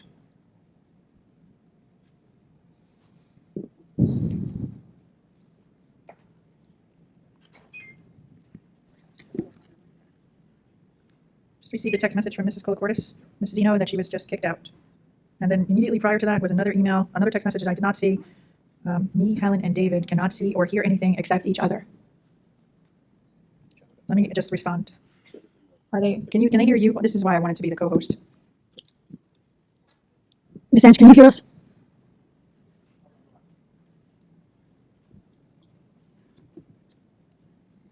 We're working. Can they hear you, Miss Zeno? Miss Zeno, Miss Ansh, can you hear us? I'm going to call her, actually. We can't hear you. No, because it'll get feedback. You can't see anyone, and she said that you can't see us. Okay, I'm going to hang up because they can actually hear you now. Okay. So, Miss Ansh, can you hear me? Yes. It's got an echo. I think maybe, Miss Zeno, you might have to mute yours. Mute your laptop because now we have audio. It is muted, okay.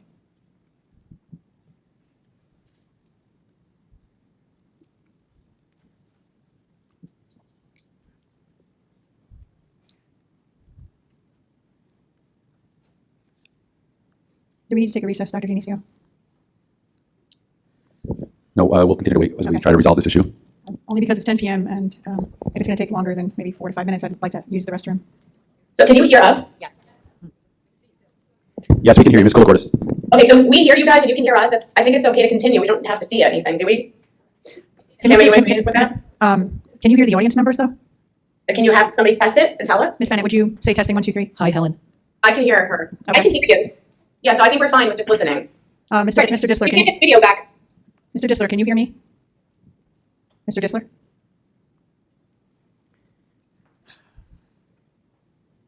Dr. Dionisio, in the future, could I please be made co-host in this circumstance so I can communicate with the board council? So can we continue? Board members. Mr. Disler, can you hear us and can you unmute yourself and just respond?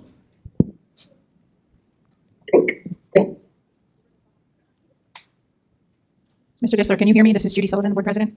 I can hear me. Yes, I have a question for you. So I'm not able to see the two participants and I'm not able to see you. Is it your advice that we can continue without violating any rules? You can. There's my concern when it comes to visual tends to be executive session. But in public, certainly I have no concerns as long as both the board and the two members who are presently virtual are comfortable with it. Prior to all of this, prior to Zoom, board members every once in a while would be a teleconference. So I'm comfortable as long as the board members are comfortable. Okay, could I just ask Ms. Ansh and Ms. Koulikourdis if you're comfortable going forward without any visual? Yes. Yes. Okay, any other board member have an objection? Oh, I know it's very loud. Okay, so Mrs. Bennett, is your timer reset to 2:40? You were at 2:40? I'm sorry, I'm going to take Ms. Bennett's word for it, 2:40. Can you reset it to 2:40, Ms. Zeno? Do you know how, or more or less? Okay, I have it at 3 minutes, but I'll stop it at just 20 seconds left. Okay, you'll let us know. Thank you. I'm sorry, Mrs. Bennett. You can proceed. Okay, so I had been saying that Kim Ansh told us tonight that she doesn't know how to read resolutions. She didn't know what she was voting for. That kind of scares me. Doreen, there, as usual, are literally no words for your comments. Marianna voted to reject mental health and then told us tonight that's not what she did. That's exactly what you did. But you didn't do it last year for the exact same program. And Judy tonight, again, was factually compromised. She voted 3 times for the Thrive program in the last 3 years. And then tonight and last week, she threw anything she can to the wall to see what sticks to get you, the public, and apparently some board members distracted.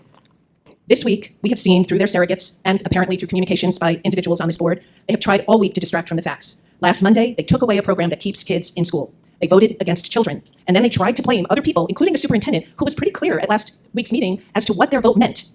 Why would a board vote to remove a program that is best for students, and even if they didn't want it, is best for taxpayers? Because they were clouded by false narratives and are stuck in a web woven from the insistent need to oppose. One thing is certain.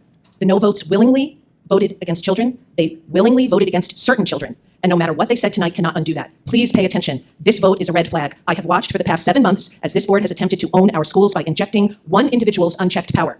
They have pulled the rug out from under the administration on a number of things. Voted no to hires because of politics. They took away the authority of the superintendent to speak to legal counsel, and they handed it to Judy Sullivan. They walked in motion after motion in a coordinated effort to concentrate power to some board members and away from the people who are legally required to run our schools, showing there is a board within a board rather than a board of consensus. Ann Cedar, Oakland. I was initially going to speak in the first public session, and then as I was sitting and listening to the incredibly brave students that were speaking, their parents, and the stories that they were telling, real life, true stories, I realized that I didn't have anything to add that was more important or helpful than what they were saying to you. And then I listened to the comments by the 4 people who voted no, and your explanations really didn't make any sense. You talked in circles, and more importantly, you doubled down. And all you had to do was say, I made a mistake, which I think someone in the public said, they made a mistake. Great. When you make a mistake, you apologize for it. You recognize that you made a mistake, you apologize for it, and then you vote yes. You didn't do that. I know, Ms. Emmolo, I guess what you did was an apology. I didn't really find it to be an apology. I think you said the words, I apologize, and then you went on to explain why what you did was really not what you meant to do, but you did. You voted no. All the 4 of you voted no. You didn't abstain, you voted no. You came here to say that you didn't have enough information. When you don't have information, you don't vote. You don't vote no. Right? Ms. Sullivan, you have all this power that you wield at these meetings, but you didn't postpone that vote. You didn't say we can't vote on it in that agenda because we don't have enough information. You went and you voted no.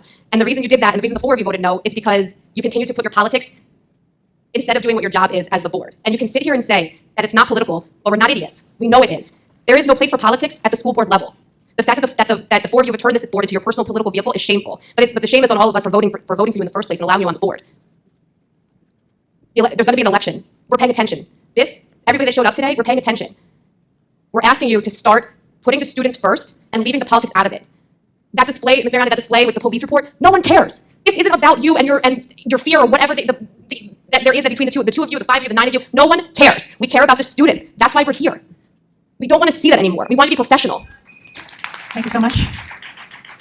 Carla Rodriguez from Oakland. I first want to say thank you for approving this tonight. And I do want to take on what she said. The whole bickering, Ms. Sullivan, you should have done something about it. The whole police report, this, we're not here as parents. I'm here tonight, and I left 7 of my children at home to be here tonight. I do not want to hear you guys bickering. I do not. It's absolutely no way. That shouldn't have happened. 1, 2, the 4 no's had two opportunities that night. Ms. Vivian gave them 1 to go back on what you guys said, to bring it forth, to table it, to do something about it later on. If you guys had questions, one of you should have stepped up and said, let's put this to vote later on. None of you did. Not one of you.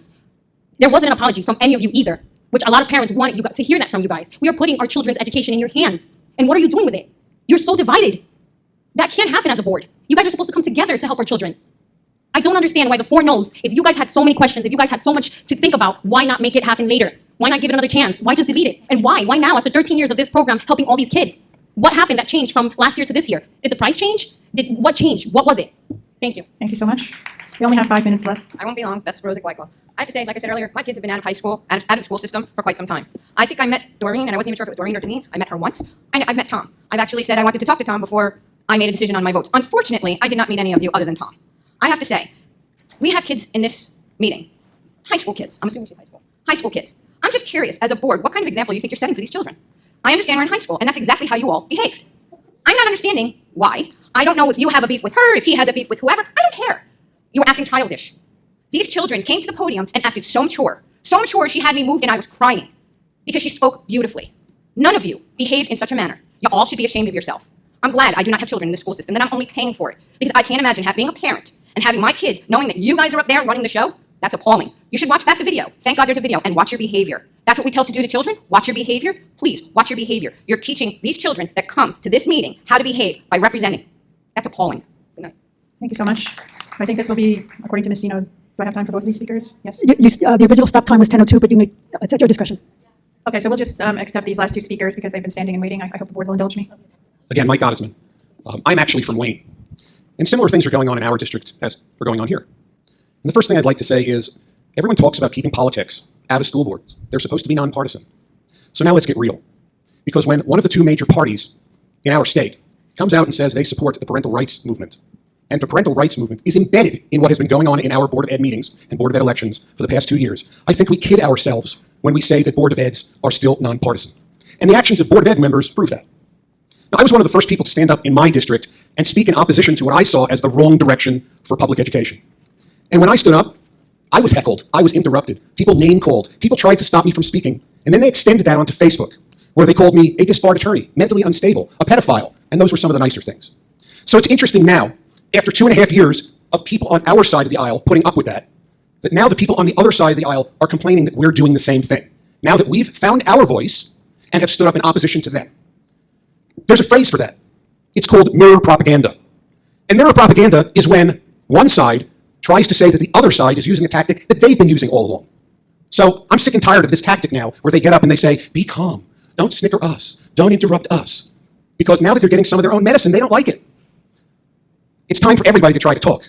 It's time for everybody to try to come to some sort of compromise. But it's not time for using tactics like mirror propaganda to try to accuse your opposition of doing what you've been doing for 2.5 years. That's not trying to meet in the middle. Thank you so much. Notes. Elliot Bannon, Wyckoff. Ms. King was right when she said a mistake was made. Students with IEPs were left hanging, their parents were upset. A mistake was made. And in less than 10 days, the mistake was corrected. It's what adults do when they make mistakes. I've been coming here since this new board, and I expected that, because that's what I expected. Mr. DeLaite, I want to say really good speech. Your objections were well thought out, and you avoided ad hominem attacks. So thank you, and I appreciate that.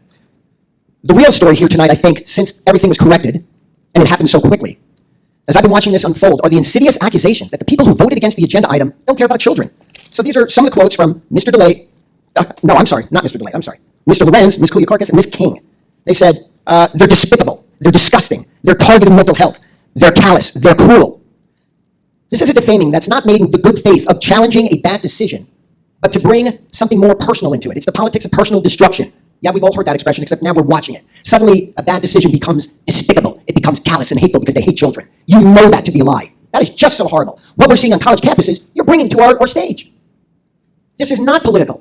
That's the point. I've been coming here since January, and I swear, I've seen the four of you relentlessly attack the people that seem to be in the majority, saying almost the exact same words. I gotta be pretty sure you've talked about it beforehand. You're bringing politics here. When somebody makes a mistake and you're working together, you kind of have to get their back. You have to say, hey, you know what, they made a mistake, but we righted it tonight. Not they're despicable, unless, of course, you have an agenda and you are political. And that's what this is turning into. And that's really a shame. I came here because I thought I would see people working well together. We'd be looking out for our kids. And instead, what I'm seeing is that it looks like this has become personal for you. Thank you so much for your time. Thank you. All right, can I have a motion to close public comment? So moved. Mr. Bogdansky, thank you. Anybody want to give me a second? Second. Thank you, Ms. Marianna. Let me just make sure the board secretary gets that. So there was a motion, Ms. Zeno, to close public comment. It was moved by Mr. Bogdansky and seconded by Ms. Mariani. I could do a roll call now, please, to close public comment. Mr. Bogdansky? Yes. Mr. DeLaite? Yes. Ms. Emmolo? Yes. Ms. Kim? Yes. Ms. Sorry, it's late. Koulikourdis? Yes. Dr. Lorenz? Yes. Ms. Mariani? Yes. Ms. Ansh? Yes. Ms. Sullivan? Yes. The motion to close comments passes. All right, before I make a motion, call for a motion to adjourn, I just want to announce our next anticipated future meeting date is Monday, August 28th, which will be the proposed curriculum changes, public hearing / regular public meeting, right here, again, in Arapahoe High School auditorium. I need a motion to adjourn. Can someone give me a So motion? Mr. Bogdansky, thank you. Second. Ms. Mariani, thank you. Motion to adjourn this meeting, Ms. Zeno. Yes. On the roll call to adjourn, Mr. Bogdansky? Yes. Mr. DeLaite? Yes. Ms. Emmolo? I can't hear you. We were supposed to have a second board comment. Oh, you are correct. She's making a point of order. I didn't hear a point of order from her. Ask the attorney, because you're going to roll call. Mr. Disler, are you still there? I am still there. I Sorry, I missed the orders of the motions. My apologies. I thought things were wrapping up. Walk me through exactly what took place. I overlooked the section of the agenda for board comments. Ms. Marianna has asked if she could make a comment, I presume. Ms. Emmolo. Oh, Ms. Emmolo, I apologize. Give me 1 second, I'll pull the agenda. And we're also in the middle of roll call to adjourn the meeting, but maybe I should have asked for board discussion on that. I see. So after the public comment, there was it looks like the agenda had for a second public comment. So we're in the middle of the roll call to adjourn the meeting. There's now a point of order to continue with board comments. There was no point of order. There was no point of order. She simply asked, are we supposed to have board comments? There was no point of order.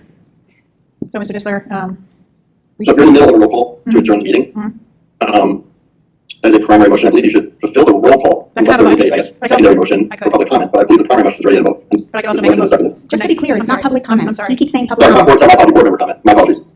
So, Mr. Disler, are you sure about that? I can't make a motion to reopen in the middle of a roll call because the agenda was not followed correctly? Bear with me a minute. I'm gonna look too. Bear with me 1 second as I pull your policies. Typically, you have a policy on. We do have a policy that actually sets forth the order on the agenda, and I did not follow that. So we would have to make a motion to waive that policy in order to avoid that second board comment. Bear with me, I'm pulling up that agenda now. So under your policy, it looks like, as you added a board member board comment at the beginning of the meeting. We have two board comment sections. The first one says board discussion, and the second one says board comments, and this is prescribed by board policy. We actually just changed this policy earlier this year, so it's something that was discussed and approved by the board. And it's, Is that post March 2023? I'm sorry? Did your change come post March 2023? We didn't make any further changes. I'm just describing to you that motion to, that action. Oh, I see. It was, Okay, so there's an open board discussion and then a board comment. yes, it's my error. I overlooked it. So procedurally, I think if someone makes a motion now, right, to she made a- proceed with board member comment, I think that would be, I think someone can second that, you make the internal vote, you then have the comment, and then finally then at the conclusion of that, you can complete your vote for. Okay. Even if we're right in the middle of roll call? That's what it said. It is very, usually when you do a roll call, if I'm looking at your policy, you are supposed to have the board comment. So Okay. if a board member believes that the agenda should be followed and makes that motion, my opinion would be to follow your agenda specifically as you have a policy on this. Okay. But I think it appears, at least unless the motion was to bypass the agenda, which again is set by board policy, my view is you should probably follow your agenda, because again, it's set by policy. It's not simply an agenda that was released. Okay, so I would like to make a motion to follow the agenda as prescribed by policy and as was announced and released, that we have the second board comment. Can I have a second to my motion? Second. Thanks, Ms. Mariani. Ms. Zeno? Does everybody understand what they're voting on? We're voting on whether or not to allow board comments right. in lieu of the roll call that we were right in the middle of to adjourn the meeting. It's not in lieu of. The attorney just told us that it's not in lieu of. It's Okay, so we're voting on whether or not to allow board comments. correct. On roll call, Mr. Bogdansky? No. Mr. DeLaite? No. Ms. Emmolo? Yes, because it's part of our agenda. Ms. King? No. Ms. Koulikourdis? No. Dr. Lorenz? No. Ms. Mariani? Yes. Ms. Ansh? Yes. Ms. Sullivan? Yes. The motion is 5 against the motion and 4 in favor, so it does not pass. So at this point, you should now continue the roll call to adjourn the meeting. Yes, thank you, Mr. Disler. I don't know where we left off on. I have it. We just had asked, I'm up to Ms. Emmolo to adjourn. Oh, yes. Ms. King? Yes. Ms. Koulikourdis? Yeah. Dr. Lorenz? Yes. Ms. Mariani? Yes. Ms. Ansh? Yes. Ms. Sullivan? No. Okay, the motion to adjourn carries. The board is adjourned. Thank you so much. Have a wonderful evening.